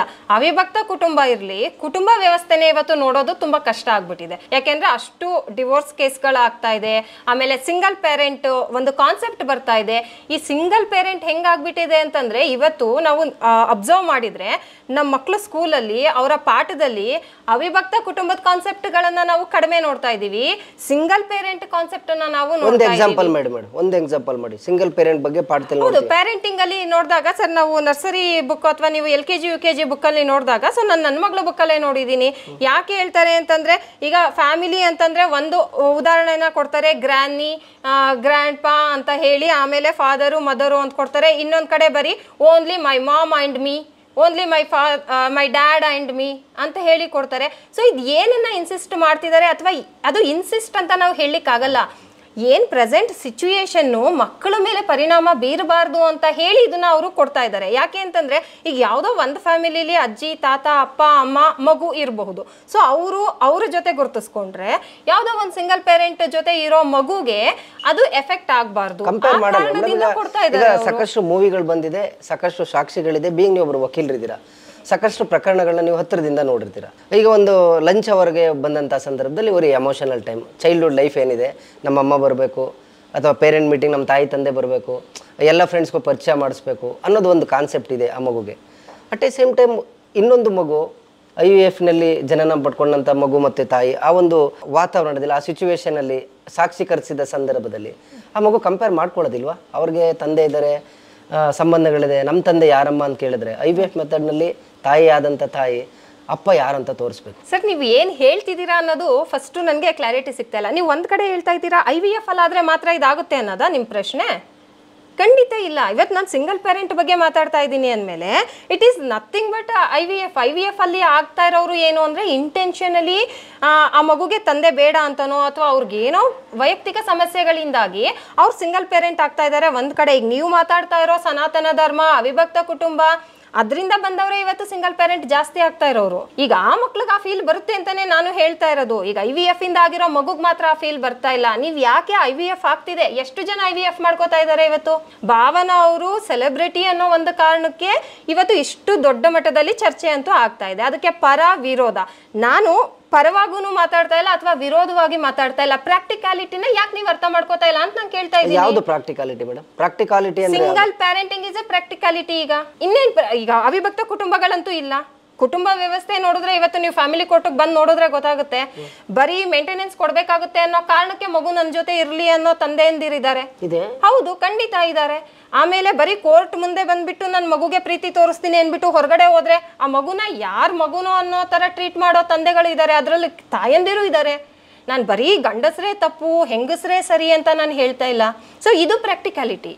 ಇಲ್ಲಿ ಸಿಂಗಲ್ ಪ್ಯಾರೆಂಟಿಂಗ್ ಅನ್ನೋದು ಯಾವ ಒಂದು ನಮ್ಮ ಐತಿಹಾಸಿಕ ಹಿನ್ನೆಲೆ, ಕೌಟುಂಬಿಕ ಹಿನ್ನೆಲೆ ಇವೆಲ್ಲದನ್ನು ದಾಟಿ ಬಂದ್ಬಿಟ್ಟಿದೆ ಇವತ್ತು ಪ್ರಸ್ತುತ. ಅಷ್ಟು ಆಗಿದೆ. ಈಗ ಚರ್ಚೆ ಆಗ್ತಿರೋದು ಏನಂದ್ರೆ, ಈಗ ಒಂದು ಸಂಸ್ಕಾರ, ಸಂಸ್ಕೃತಿ, ತಾಯಿ ತಂದೆ ಗುರು ಹಿರಿಯರಿಗೆ ರೆಸ್ಪೆಕ್ಟ್ ಮಾಡಬೇಕು, ಕೈ ಮುಗಿಬೇಕು, ಇದು ನಮ್ಮ ಸನಾತನ ಧರ್ಮದಲ್ಲಿ ಬಂದಿರತಕ್ಕಂಥ. ನಮ್ಮ ಹಿಂದೂ ಸನಾತನ ಧರ್ಮದ ಕಲ್ಚರನ್ನು ವಿದೇಶಿಯರು ಫಾಲೋ ಮಾಡ್ತಿದ್ದಾರೆ. ಆಸ್ ಪರ್ ನಾವು ಇಂಡಿಯನ್ಸ್ ಆಗಿ ವಿದೇಶಿಯರ ಈ ಒಂದು IVF ಮೆಥಡ್ ಮತ್ತು ಇನ್ನೊಂದೇ ವಾದ ಏನಿದೆ ಅಂದ್ರೆ, ಇದು ಪ್ರಕೃತಿಗೆ ವಿರೋಧವಾದಂಥ ಒಂದು ಪ್ರಕ್ರಿಯೆ ಅನ್ನೋ ಒಂದು ವಾದ ಇದೆ. ನೀವು ಹೇಳಿದಾಗೆ ಸನಾತನ ಧರ್ಮ ಅದನ್ನ ನಾನು ಬಿಟ್ಬಿಡ್ತೀನಿ ಸರ್. ಯಾಕೆ ಅಂತಂದ್ರೆ ಇವತ್ತು ನಾವ್ ಯಾರು ಧರ್ಮವನ್ನ ಪರಿಪಾಲಿಸ್ತಾ ಇಲ್ಲ, ನಮ್ಮ ಸಂಸ್ಕಾರವನ್ನ, ನಮ್ಮ ಸಂಸ್ಕೃತಿಯನ್ನ ನಾವು ಖಂಡಿತ ಪರಿಪಾಲಿಸ್ತಾ ನಾವು ಪಾಲಿಸ್ತಾ ಇಲ್ವಾ, ನಾವು ಪಾಲನೆಯನ್ನ ಮಕ್ಳುಗಳಿಗೆ ಹೇಳ್ಕೊಡ್ತಾ ಇಲ್ವಾ ಅನ್ನೋದು ಪ್ರಶ್ನೆ. ನೀವ್ ಕೇಳಿದ್ರಿ ನಾವು ಪಾಲಿಸ್ತಾ ಇಲ್ವಾ ಅಥವಾ ಮಕ್ಳಿಗೆ ಹೇಳ್ಕೊಡ್ತಾ ಇಲ್ವಾ ಅಂತ. ಫಸ್ಟ್ ನಾನ್ ಫಾಲೋ ಮಾಡಿದ್ರೆ ಅಲ್ವಾ ನನ್ ಮಗ್ಳಿಗೆ ಹೇಳ್ಕೊಡಕ್ಕಾಗೋದು. ನೋಡಿ ಸರ್, ನಮ್ಮ ಧರ್ಮ ಇರ್ಬೋದು, ಸಂಸ್ಕೃತಿ ಇರ್ಬೋದು, ಸಂಪ್ರದಾಯ ಇರ್ಬೋದು, ಇದು ಬರೀ ನನ್ನ ಮಗ್ಳಿಗೆ ನಾನು ಹೇಳ್ಕೊಡೋದಲ್ಲ. ನಾನು ಹೇಳ್ಕೊಟ್ರೆ ಅವಳು ಕಲಿಯೋದಿಲ್ಲ, ನಾನ್ ಮಾಡ್ಬೇಕು ಫಸ್ಟ್. ಈಗ ನಮ್ ಸಂಸ್ಕೃತಿ ಏನು, ಹಿರಿಯರಿಗೆ ಗೌರವ ಕೊಡೋದು. ನಾನ್ ಮೊದ್ಲು ನನ್ನ ಅಪ್ಪ ಅಮ್ಮಂಗೆ ಗೌರವ ಕೊಟ್ರೆ ಆಮೇಲೆ ನನ್ನ ಮಗಳಿಗೆ ನೋಡಮ್ಮ ನೀನು ಹೀಗೆ ಗೌರವ ಕೊಡ್ಬೇಕು ಅಂದ್ರೆ ಅವಳು ಕಲ್ತ್ಕೋತಾಳೆ. ನಾನೇ ನಮ್ಮ ಅಮ್ಮಂಗೆ ಏನು ಗೌರವ ಕೊಡದೆ ಹಿರಿಯರಿಗೆ ಮಾತಾಡ್ದೆ, ಕಾಲ್ ಮೇಲೆ ಕಾಲ್ ಹಾಕೊಂಡು ಕೂತ್ಕೊಂಡು ಅಥವಾ ನೀನು ತಾನು ಅಂತ ಮಾತಾಡ್ಬಿಟ್ಟು ನನ್ನ ಮಗಳಿಗೆ ನೋಡಮ್ಮ ನೀನ್ ಹಿಂಗ್ ಮಾಡಬಾರ್ದು, ಹಿರಿಯರಿಗೆ ಕೈ ಮುಗ್ದು ನಮಸ್ಕಾರ ಮಾಡ್ಬೇಕು ಅಂದ್ರೆ ಅವಳಿಗೆ ಕೈ ಮುಗಿಯೋದಂದ್ರೆ ಏನು ಅಂತಾನೆ ಗೊತ್ತಾಗಲ್ಲ. ಯಾಕೆಂದ್ರೆ ನಾನ್ ಮಾಡಿದ್ರೆ ಅಲ್ವಾ ಗೊತ್ತಾಗೋದು. ಅದನ್ನೇ ಸರ್ ಹೇಳ್ತಾ ಇರೋದು, ನಮ್ಮ ಸಮಾಜದಲ್ಲಿ ಯಾವ ರೀತಿಯಾಗಿ ನಾವು ಬದಲಾವಣೆ ಆಗ್ತಾ ಇದೀವಿ ಅನ್ನೋದು ಮುಖ್ಯ. ಬರೀ ಸಂಸ್ಕೃತಿ ಸಂಸ್ಕಾರ ಅಂತ ಹೇಳಿದ ತಕ್ಷಣ ಅದನ್ನ ನೀವು IVF ಗೆ ಯಾಕೆ ಕಂಪೇರ್ ಮಾಡ್ತಾ ಇದ್ದೀರಾ ಅನ್ನೋದು ನನ್ನ ಪ್ರಶ್ನೆ. ಆ ತರದ್ದು ಕಾಮೆಂಟ್ಗಳು ಬರ್ತಾ ಇದೆ ಮೇಡಮ್, ಸಾವಿರ ಕಾಮೆಂಟ್ಗಳು ಆಗ್ತಾ ಇದಾರೆ. ಎಲ್ಲೋ ಒಂದ್ ಕಡೆ ಇದ್ರ IVF ಮಗು ಹುಟ್ಟಿದ ಮೇಲೆ ಆಫ್ಟರ್ ಎಫೆಕ್ಟ್ ಏನು ಈ ಸೊಸೈಟಿಗೆ ಅಂತ ಪ್ರಶ್ನೆ. ಸರ್, ನಿಮ್ಮ ಈ ಪ್ರಶ್ನೆಗೆ ನನ್ನ ಒಂದೇ ಉತ್ತರ ಅಂತಂದ್ರೆ, ಈ ಸಂಸ್ಕಾರ ಸಂಸ್ಕೃತಿ ಅಥವಾ ಮಗುಗೆ ಒಂಟಿತನ ಕಾಡೋದು ಅಥವಾ ಬರೀ ನಂಗೆ ತಂದೆ ಇಲ್ಲ ಅನ್ನೋ ಕಾಡೋದು, ಇದು ಬರೀ IVF ಇಂದ ಹುಟ್ಟತಕ್ಕಂಥ ಮಗುಗಲ್ಲ. ಇಂತಹ ಸಾವಿರಾರು ಮಕ್ಕಳಿದ್ದಾರೆ. ಎರಡು ಎಕ್ಸಾಂಪಲ್ ಅದ್ರ ಬಗ್ಗೆ ಸರ್, ಇವತ್ತು ಎಷ್ಟು ಡಿವೋರ್ಸ್ ಕೇಸ್ ಆಗಿದೆ. ಸಿಂಗಲ್ ಪ್ಯಾರೆಂಟಿಂಗ್ ಕಾನ್ಸೆಪ್ಟ್ ಇದೆ. ಸಿಂಗಲ್ ಪ್ಯಾರೆಂಟಿಂಗ್ ಮಾಡ್ತಿದ್ದಾರೆ. ತಂದೆ ಎಲ್ಲೋ ಇರ್ತಾರೆ, ತಾಯಿ ಎಲ್ಲೋ ಇರ್ತಾರೆ. ಆ ಮಗುನ ನೋಡ್ಕೊಳ್ಳಿಕ್ಕೆ ತಂದೆ ಆದವನು ಅವ್ನ ಜವಾಬ್ದಾರಿ ಒಂದಷ್ಟು ಹಣವನ್ನ ಕೊಡಬೇಕು. ಅದನ್ನ ತುಂಬಾ ಕಷ್ಟಪಟ್ಕೊಂಡು ಕೊಡೋ ಅಂತಹ ಒಂದು ಗಂಡಸರ ವರ್ಗ ಆದ್ರೆ, ಇನ್ನೊಂದು ಗಂಡಸರ ವರ್ಗ ಏನು ಅಂತಂದ್ರೆ, ಇವರು ಯಾವ ಹಣನೂ ಕೊಡಲ್ಲ, ಆ ಮಗುನೂ ನೋಡ್ಕೊಳ್ಳಲ್ಲ, ಹೆಂಡತಿಯನ್ನು ನೋಡ್ಕೊಳ್ಳಲ್ಲ, ಅವ್ನು ಎಲ್ಲೋ ಹೋಗಿರ್ತಾನೆ. ಸೊ ಇದನ್ನ ನೀವು ಯಾಕೆ ಗಮನಿಸಲ್ಲ? ಇದನ್ನ ನೀವು ಯಾಕೆ ಕ್ವಶನ್ ಮಾಡಲ್ಲ? ಸಮಾಜದಲ್ಲಿ ಎಷ್ಟು ಜನ ಕ್ವಶನ್ ಮಾಡ್ತಾ ಇದ್ದೀರಾ? ಇದಕ್ಕೆ ನೀವು ಹೇಳ್ತೀರಾ ಅವ್ರ ಹಣೆ ಬರಹ. ಯಾಕೆ ಅಂತಂದ್ರೆ ಇದು ನಾವು ಕಟ್ಟಿಕೊಂಡಿದೀವಲ್ಲ ಈ ಕುಟುಂಬ ವ್ಯವಸ್ಥೆ ಅಂತ, ಇದರಿಂದ ಹೊರಗೆ ಬಂದಿರೋದು. ಸೊ ಹಾಗಾಗಿ ನಾವು ರೆಡಿ ಇದ್ದೀವಿ. ಬಟ್ IVF ಅನ್ನೋದು ಒಬ್ಬ ಮಹಿಳೆ ತನಗೋಸ್ಕರ ತಗೊಂಡಿರೋ ಒಂದು ನಿರ್ಧಾರ. ಅದಕ್ಕೆ ನೀವೆಲ್ಲ ಇದನ್ನ ಪ್ರಶ್ನೆ ಮಾಡ್ತಾ ಇದ್ದೀರಾ. ಎಸ್ ಮೇಡಮ್, ಈಗ IVF ಅನ್ನೋದು ಲೀಗಲಿ ಅಪ್ರೂವ್ಡ್ ಇದೆ ಮೇಡಮ್. ಯಾವ ಏಜಿಂದ ಯಾವ ಏಜ್ಗೆ IVF ಮಾಡ್ಕೊಳ್ಬೋದು, ಅಥವಾ ವಿವಾಹ ಏತರವಾಗ್ಲೂ ಮಾಡ್ಕೋಬೋದಾ? ಮದುವೆ ಆಗಿರೋರು IVF ಮೆಥಡ್ಗೆ ಅವರು ಒಳಗಾಗ್ಬೋದಾ, ಹೇಗೆ ಅಂತೇಳಿ ಏನಿದೆ ಲಾ ಏನು ಹೇಳುತ್ತೆ? ಖಂಡಿತ ಸರ್. ಈಗ ಲಾ ಅಂತ ಹೇಳಿ ಬಂದಾಗ IVF ಅಂತ ಹೇಳಿದಾಗ ನಮ್ಮೆಲ್ರಿಗೂ ಗೊತ್ತಿರೋ ಹಾಗೆ ಇನ್ ವಿಟ್ರೋ ಫರ್ಟಿಲೈಸೇಷನ್ ಅಂತ ಹೇಳಿ ನಾವು ನೋಡ್ತೀವಿ. ಸೊ ಇದು ಬಂದು ಮೆಡಿಕಲ್ ಲಾಸ್ ಅಥವಾ ಮೆಡಿಕಲ್ ಫೀಲ್ಡ್ಗೆ ಏನು ಹೆಲ್ತ್ ಅಂಡ್ ವೆಲ್ಫೇರ್ಗೆ ರಿಲೇಟೆಡ್ ಆಗಿ ಬರುವಂಥದ್ದು. ಇದಕ್ಕೆ ಸಂಬಂಧಿಸಿದ ಹಾಗೆ ಒಂದು ಆಕ್ಟ್ ನ ನಾವು ನೋಡ್ತೀವಿ. ಅದು ART ಆಕ್ಟ್ ಅಂತ ಹೇಳಿ 2021 ನಲ್ಲಿ ಇದು ಬಂದಿರತಕ್ಕಂತಹದ್ದು. ಸೊ ART ಅಂತ ಹೇಳಿದ್ರೆ it is assisted reproductive technology regulation act ಅಂತ ಹೇಳ್ತಾರೆ. ಸೊ ರೀಪ್ರೊಡಕ್ಟಿವ್ ಅಸಿಸ್ಟೆನ್ಸ್ ಅಂತ ಈವನ್ ಆಕ್ಟ್ ಅಲ್ಲಿ ಹೇಳಿದೆ. ಸೊ ನಮಗೆ ಗೊತ್ತು IVF ಅಂತ ಹೇಳಿದ ತಕ್ಷಣ ಅಂದ್ರೆ ಯಾರಿಗೆ ಸ್ವಾಭಾವಿಕವಾಗಿ ಪತಿ ಪತ್ನಿಗೆ ಅವ್ರಿಗೆ ಮಕ್ಕಳಾಗೋದಿಲ್ವೋ, ಅವರ ವೈಯಕ್ತಿಕ ಸಮಸ್ಯೆಗಳಿಂದ ಅಥವಾ ನಾವು ಪ್ರಾಕೃತಿಕ ಒಂದು ಕ್ರಿಯೆಯನ್ನ ನಾವೇನು ನೋಡ್ತೀವಿ ಅದರಿಂದ ಆಗ್ಲಿಲ್ಲ ಅಂತಂದ್ರೆ ಈ ಒಂದು ಟೆಕ್ನಾಲಜಿ, ಮೆಡಿಕಲ್ ಟೆಕ್ನಾಲಜಿ ಅವರು ಮಗುವನ್ನ ಪಡ್ಕೊಳ್ಳಿಕ್ಕೆ ಈ ಒಂದು ಕಾನೂನು ಅವಕಾಶವನ್ನ ಕೊಟ್ಟಿರೋದು. ಸೊ ಅದ್ರಲ್ಲಿ ಏಜ್ ನ ನಾವು ನೋಡಿದಾಗ ಆಸ್ ಪರ್ ದಿ ಆಕ್ಟ್ ಮಹಿಳೆಗೆ 21 ಇಯರ್ಸ್ ಇಂದ 50 ಇಯರ್ಸ್ ವರೆಗೆ ಅವಳಿಗೆ ಅವಕಾಶ ಇದೆ. ಹಾಗೆ ಪುರುಷನಿಗೆ ಬಂದು 21 ಇಯರ್ಸ್ ಇಂದ 55 ಇಯರ್ಸ್ ವರೆಗೂ ಅವಕಾಶ ಇದೆ. ಯಾಕೆ ಅಂತಂದ್ರೆ ಆ ಒಂದು ಎಗ್ ಎಗ್ ಏನು ರಿಲೀಸ್ ಆಗುತ್ತೆ, ಅವರ ಫರ್ಟಿಲಿಟಿ ಒಂದು ರೇಟ್ಸ್ ಹೇಗಿರುತ್ತೆ ಅದ್ರ ಮೇಲೆ ಡಿಪೆಂಡ್. ಸೊ ಇದು ಬೋತ್. ಈಗ ಯಾವಾಗ IVF ಹೋಗ್ತಾರೆ ಅಂತಂದ್ರೆ ಅವರಿಂದ ಸಾಧ್ಯ ಆಗದಿದ್ದಾಗ, ಅಂದ್ರೆ ಗಂಡ ಹೆಂಡತಿ ಇಬ್ರಿಗೂ ಸಾಧ್ಯ ಇದ್ದಾಗ ಥರ್ಡ್ ಪರ್ಸನ್ದು ಪ್ರಕ್ರಿಯೆನ ತಗೊಂಡು IVF ಮೆಥಡ್ಗೂ ಅವಕಾಶ ಇದೆ ಮೇಡಮ್. ಸರ್ ಈಗ ಕೆಲವೊಂದ್ಸತಿ ಏನಾಗ್ಬಿಡುತ್ತೆ ಅಂತಂದ್ರೆ ಗಂಡನಲ್ಲೂ ಆ ಒಂದು ಮಗುವನ್ನ ಪಡೀತಕ್ಕಂತಹ ಸಾಮರ್ಥ್ಯ ಇರುತ್ತೆ, ಹೆಂಡತಿಯಲ್ಲೂ ಮಗುವನ್ನ ಪಡೆಯುವಂತಹ ಸಾಮರ್ಥ್ಯ ಇರುತ್ತೆ. ಆದರೆ ಬೇರೆ ಯಾವುದೋ ಒಂದು ಕಾರಣಾಂತರಗಳಿಂದ ಆ ಮೆಡಿಕಲ್ ಏನು ನಾವು ಬ್ಯಾಕ್ಗ್ರೌಂಡನ್ನು ನೋಡ್ತೀವಿ ಅದ್ರ ಪ್ರಕಾರ ಅವರಿಬ್ಬರಿಗೆ ಮಕ್ಕಳಾಗೋ ಚಾನ್ಸಸ್ ಇರೋದಿಲ್ಲ. ಈ ಥರ ಸಮಸ್ಯೆಗಳು ಉಂಟಾಗುತ್ತೆ. ಸೊ ಇಂತಹ ಸಂದರ್ಭದಲ್ಲಿ ಅದು ಆ ಒಂದು ದಂಪತಿಗಳಿಗೆ ಬಿಟ್ಟಿದ್ದು. ಸೊ ಅವರು ಡೋನರ್ಸ್ ಅಂದ್ರೆ ಈಗ ನಾವು ಅದರಲ್ಲಿ ನೋಡ್ತೀವಿ, ಈಗ ನೋಡಿದೀವಿ ಪರಪುರುಷನ ವೀರ್ಯಾಣುವನ್ನು ತಗೊಂಡು ಅದನ್ನ ಇಂಜೆಕ್ಟ್ ಮಾಡಿ ಆ ಮುಖಾಂತರ ಮಗುವನ್ನ ಪಡ್ಕೊಳ್ಬಹುದು. ಹೌದು ಹೌದು, ಅದೆಲ್ಲ ತುಂಬಾ ಸೀಕ್ರೆಟ್ ಆಗಿರುತ್ತಾ? ಅದೇ ಸರ್, ಈಗ ಅದರಲ್ಲೂ ಕೂಡ ನಾವು ಈಗ ನೋಡಿರೋ ಪ್ರಕಾರ ಆ ಡೋನರ್ಸ್ ಅನ್ನ ಡಿಸ್ಕ್ಲೋಸ್ ಮಾಡ್ಬೇಕಾ ಬೇಡವಾ ಅನ್ನೋದು ಕೂಡ ಅಲ್ಲಿ ಟರ್ಮ್ಸ್ ಅಂಡ್ ಕಂಡೀಷನ್ಸ್ ಇರುತ್ತೆ. ಲಾ ಏನ್ ಹೇಳುತ್ತೆ? ಲಾದಲ್ಲಿ ಅದೇ sir, it is abide by the law ಅಲ್ವಾ. ಸೊ ಆ ಒಂದು ಮೆಡಿಕಲ್ ಏನು ಯಾವುದೋ ಒಂದು IVF ಇನ್ಸ್ಟಿಟ್ಯೂಷನ್ ಇರ್ಬೋದು ಅಥವಾ ಆ ಒಂದು ಯಾರು ಡಯಾಗ್ನೋಸ್ ಮಾಡ್ತಿರ್ತಾರೋ ಆ ಡಾಕ್ಟರ್ಸು ಅವರಿಗೆ, ಹಾಗೆ ಯಾರು IVF ಮುಖಾಂತರ ಮಕ್ಕಳನ್ನ ಪಡ್ಕೋತಾ ಇರ್ತಾರೆ ಅವರಿಗೆ ಇಬ್ರಿಗೂ ಕೆಲವು ಟರ್ಮ್ಸ್ ಅಂಡ್ ಕಂಡೀಷನ್ಸ್ ಇರುತ್ತೆ. ಸೊ ಇದು ಲೈಕ್ ನಾವು LIC ಪಾಲಿಸಿ ತಗೋತೀವಲ್ಲ, ಹಂಗೆ ನಾವೇನೋ ಈ ಪಾಲಿಸಿ ತಗೋತಾ ಇದ್ದೀನಿ ಅಂತ ಹೇಳಿ ಒಂದು ಸೈನ್ ಮಾಡ್ಬಿಡ್ತೀವಿ, ಬಟ್ ಕಂಡೀಷನ್ಸ್ ನೋಡ್ತೀವ ಯಾವಾಗ ನೋಡ್ತೀವಿ? ಸಮಸ್ಯೆ ನಮಗೆ ಅವಶ್ಯಕತೆ ಇದ್ದಾಗ ನೋಡ್ತೀವಿ. ಹಾಗೆ ಈ IVF ಅಲ್ಲೂ ಕೂಡ ಲಾ ಅಂತ ಹೇಳಿ ಬಂದಾಗ ಯಾರು IVF ಅನ್ನ ಮಾಡಿಸ್ಕೊಳಕ್ ಹೋಗ್ತಾರಲ್ಲ ಅವ್ರಿಗೆ ಅದರ ಸಂಪೂರ್ಣ ಮಾಹಿತಿಗಳನ್ನ, ಅದರಲ್ಲಿ ಏನೇನು ಕಾನೂನು ಆತ್ಮಕ ಪ್ರಕ್ರಿಯೆಗಳು ಏನಿದೆ ಅದನ್ನ ವಿವರಿಸಿರ್ತಾರೆ. ಅದಕ್ಕೆ ಅನುಗುಣವಾಗಿ ಅವ್ರ ಮಕ್ಕಳು ಮಾಡ್ಕೋತಾರೆ. ಇದು ಕಾನೂನು ಬಾಹಿರನ ಕಾನೂನಾತ್ಮಕನ ಅಂತಂದ್ರೆ ಅದು ನಾನು ನೀವು ಕುತ್ಕೊಂಡು ಮಾತಾಡೋದಲ್ಲ ಸರ್, ಅವ್ರ ಪರಿಸ್ಥಿತಿ, ಅವ್ರ ಮೆಡಿಕಲ್ ಗ್ರೌಂಡ್ ಅದಕ್ಕೆ ಅನುಗುಣವಾಗಿ ಇರ್ತಕ್ಕಂಥ. ನೀವು ಹೇಳೋ ಪ್ರಕಾರ ಈಗ ಒಂದು ಕಾಲಮ್ ಅಂತ ತಗೊಳ್ತೀವಿ, ಇಡೀ ಪ್ರಪಂಚದಲ್ಲಿ ಎಲ್ಲ ಶಾಲಾ ಕಾಲೇಜುಗಳಿದೆ. ನೀವೊಬ್ರು ತಾಯಿಯಾಗಿರ್ತೀರ, ನಾನೊಬ್ಬ ತಂದೆ ಆಗಿದ್ದೀನಿ ನನ್ನ ಫ್ಯಾಮಿಲಿಗೆ. ಈಗ ನಾನೊಂದು ಅಡ್ಮಿಷನ್ಗೆ ಹೋಗಬೇಕು, ಆಧಾರ್ ಕಾರ್ಡ್ ಮಾಡಬೇಕು, ಎನಿ ಗೌರ್ಮೆಂಟ್ ಡಾಕ್ಯುಮೆಂಟ್ ಎನಿವನ್ ಮಾಡಬೇಕಂದ್ರೆ ಕಾಲಮ್ ಅಂತೂ ಇರುತ್ತೆ. ನಿಮ್ಮ ಫಾದರ್ ನೇಮ್ ಏನು, ನಿಮ್ಮ ತಾಯಿ ಹೆಸರೇನು ಅಂತೇಳಿ. ಈ IVF ಮೆಥಡ್ನಲ್ಲಿ ಮಗು ಆದರೆ ಫಾದರ್ ಕಾಲಮ್ನ ಖಾಲಿ ಬಿಡ್ಬೇಕಲ್ಲ, ಏನು ಅಂತೇಳಿ? ಸರ್ ಇದು ಒಂದು ಒಳ್ಳೆ ಪ್ರಶ್ನೆ. ಈಗ ಸಾಮಾನ್ಯವಾಗಿ ನಾವು ಏನು ಮಾಡ್ತಿದ್ದೀವಿ ಅಂದರೆ, ನಾನು ಆಗಲೇ ಹೇಳ್ದಾಗೆ ಈಗ ತಂದೆ ಇದ್ರೂ ಕೆಲವ್ರಿಗೆ ಇರೋದಿಲ್ಲ, ಆದರೂ ಅಲ್ಲಿ ನಾಮಕಾವಸ್ಥೆಗೆ ತಂದೆ ಹೆಸರನ್ನ ನಾವು ಹಾಕ್ತೀವಿ. ಬಟ್ IVF ಅಲ್ಲಿ ಏನು ಮಾಡಬೇಕು ಅಂತ, ಇವತ್ತು IVF ಅನ್ನ ಮಾಡಿಸ್ಕೊಂಡಿರೋರು ತುಂಬ ಕಡಿಮೆ. ಸೊ ಆ ಕಾಲಮ್ನಲ್ಲಿ ಅದಕ್ಕೆ ರಿಲೇಟೆಡ್ ಆಗಿ ಅವರು ಏನು ಹೇಳ್ತಾರೆ ಅಂದರೆ ಸಿಂಗಲ್ ಪ್ಯಾರೆಂಟ್ ಅಂತ ಕೊಡ್ಬೋದು. ಇಟ್ಸ್ ಗವರ್ನಮೆಂಟ್ಗೆ ಬಿಟ್ಟಿದ್ದು ಸರ್. ಈಗ ಇದ್ರ ಬಗ್ಗೆ ಸರ್ಕಾರ ಮಾತಾಡಬೇಕಾಗಿದೆ, ಆಮೇಲೆ ಹೆಲ್ತ್ ಡಿಪಾರ್ಟ್ಮೆಂಟ್ ಮಾತಾಡಬೇಕಾಗಿದೆ, ವಿಮೆನ್ ಕಮಿಷನ್ ಅವರು ಮಾತಾಡಬೇಕಾಗಿದೆ. ಇದು ನಾನು ಮಾತಾಡೋದಲ್ಲ, ನನ್ಗನ್ಸೋ ಪ್ರಕಾರ ಅವಕಾಶ ಕೊಡಬೇಕು. ಯಾಕೆ? ತಂದೆ ಇಲ್ಲದೆ ಇರೋ ಎಷ್ಟೋ ಮಕ್ಕಳು ಇದ್ದು ಇಲ್ಲದೆ ಇರೋ ಬದುಕ್ತಿರುವಾಗ ಒಬ್ಬ ಮಹಿಳೆ ಸ್ವಾವಲಂಬಿಯಾಗಿ ತನಗಿಷ್ಟ ಆದಾಗ ತನಗಿಷ್ಟದಂತೆ ಒಂದು ಮಗುವನ್ನ ಪಡ್ಕೊಂಡು ಸಾಕ್ತೀನಿ ಅನ್ನೋ ಒಂದು ಛಲ ಅವಳಲ್ಲಿ ಇರಬೇಕಾದ್ರೆ ನೀವು ನಾನು ಯಾರು ಸರ್ ಪ್ರಶ್ನೆ ಮಾಡಕ್ಕೆ? ವೈಯಕ್ತಿಕ ವಿಚಾರ ಬೇರೆ, ಆಸ್ ಪರ್ ಒಂದು ಗೌರ್ನಮೆಂಟ್ ಇದೆ, ಈ ಸಮಾಜದ ವ್ಯವಸ್ಥೆ ಒಳಗಡೆ ನಾವು ಬದುಕ್ತಿದೀವಿ ಅಂತ ಹೇಳಿದಾಗ, ಫಾರ್ ಎಕ್ಸಾಂಪಲ್ ಒಂದು ಆಧಾರ್ ಕಾರ್ಡ್ ತಗೊಳ್ಳೋಣ, ಒಂದು ಎಪಿ ಕಾರ್ಡ್ ತಗೊಳ್ಳೋಣ, ಒಂದು ಮಾಸ್ ಕಾರ್ಡ್ ತಗೊಳ್ಳೋಣ. ಸೊ ಅಬ್ಸಲ್ಯೂಟ್ಲಿ ಒಂದು TC ಟ್ರಾನ್ಸ್ಫರ್ ಸರ್ಟಿಫಿಕೇಟ್ ತಗೊಳ್ಳೋಣ, ಒಂದು ಅಡ್ಮಿಷನ್ ಸರ್ಟಿಫಿಕೇಟ್ ತಗೊಳ್ಳೋಣ. ಕಂಪಲ್ಸರಿ ಇದೆಯಲ್ಲ ಮೇಡಮ್ ಅಲ್ಲಿ, ಫಾದರ್ ಮದರ್ ನೇಮ್ನ ಕಂಪಲ್ಸರಿ ಫಿಲ್ ಮಾಡ್ಬೇಕಂತಿದೆಯಲ್ಲ, ಅಲ್ಲಿ ಫಾದರ್ ನೇಮ್ಗೆ ಏನಂತ ಫಿಲ್ ಮಾಡೋದು ಅಂತ ಇದು ನೀವೇನು ಹೇಳ್ಕೊಂಡ್ ಬಂದ್ರಲ್ಲ, ಅಲ್ಲಿಂದ ನಾವು ತಗೊಂಡ್ರೆ ಯಾವುದೇ ಕಾಲಮ್ ಅಥವಾ ಯಾವುದೇ ಸ್ಕೂಲ್ಸ್ ಅಲ್ಲಿ TC ನಲ್ಲಿ ಸರ್ಟಿಫಿಕೇಟ್ಗಳಲ್ಲಿ ಜಾಬಿಗೆ ಏನಿತ್ತು sir? Male and female, girl or boy ಎರಡೇ ಇತ್ತು, ಹೌದಾ? ಒಪ್ಕೋತೀರಾ?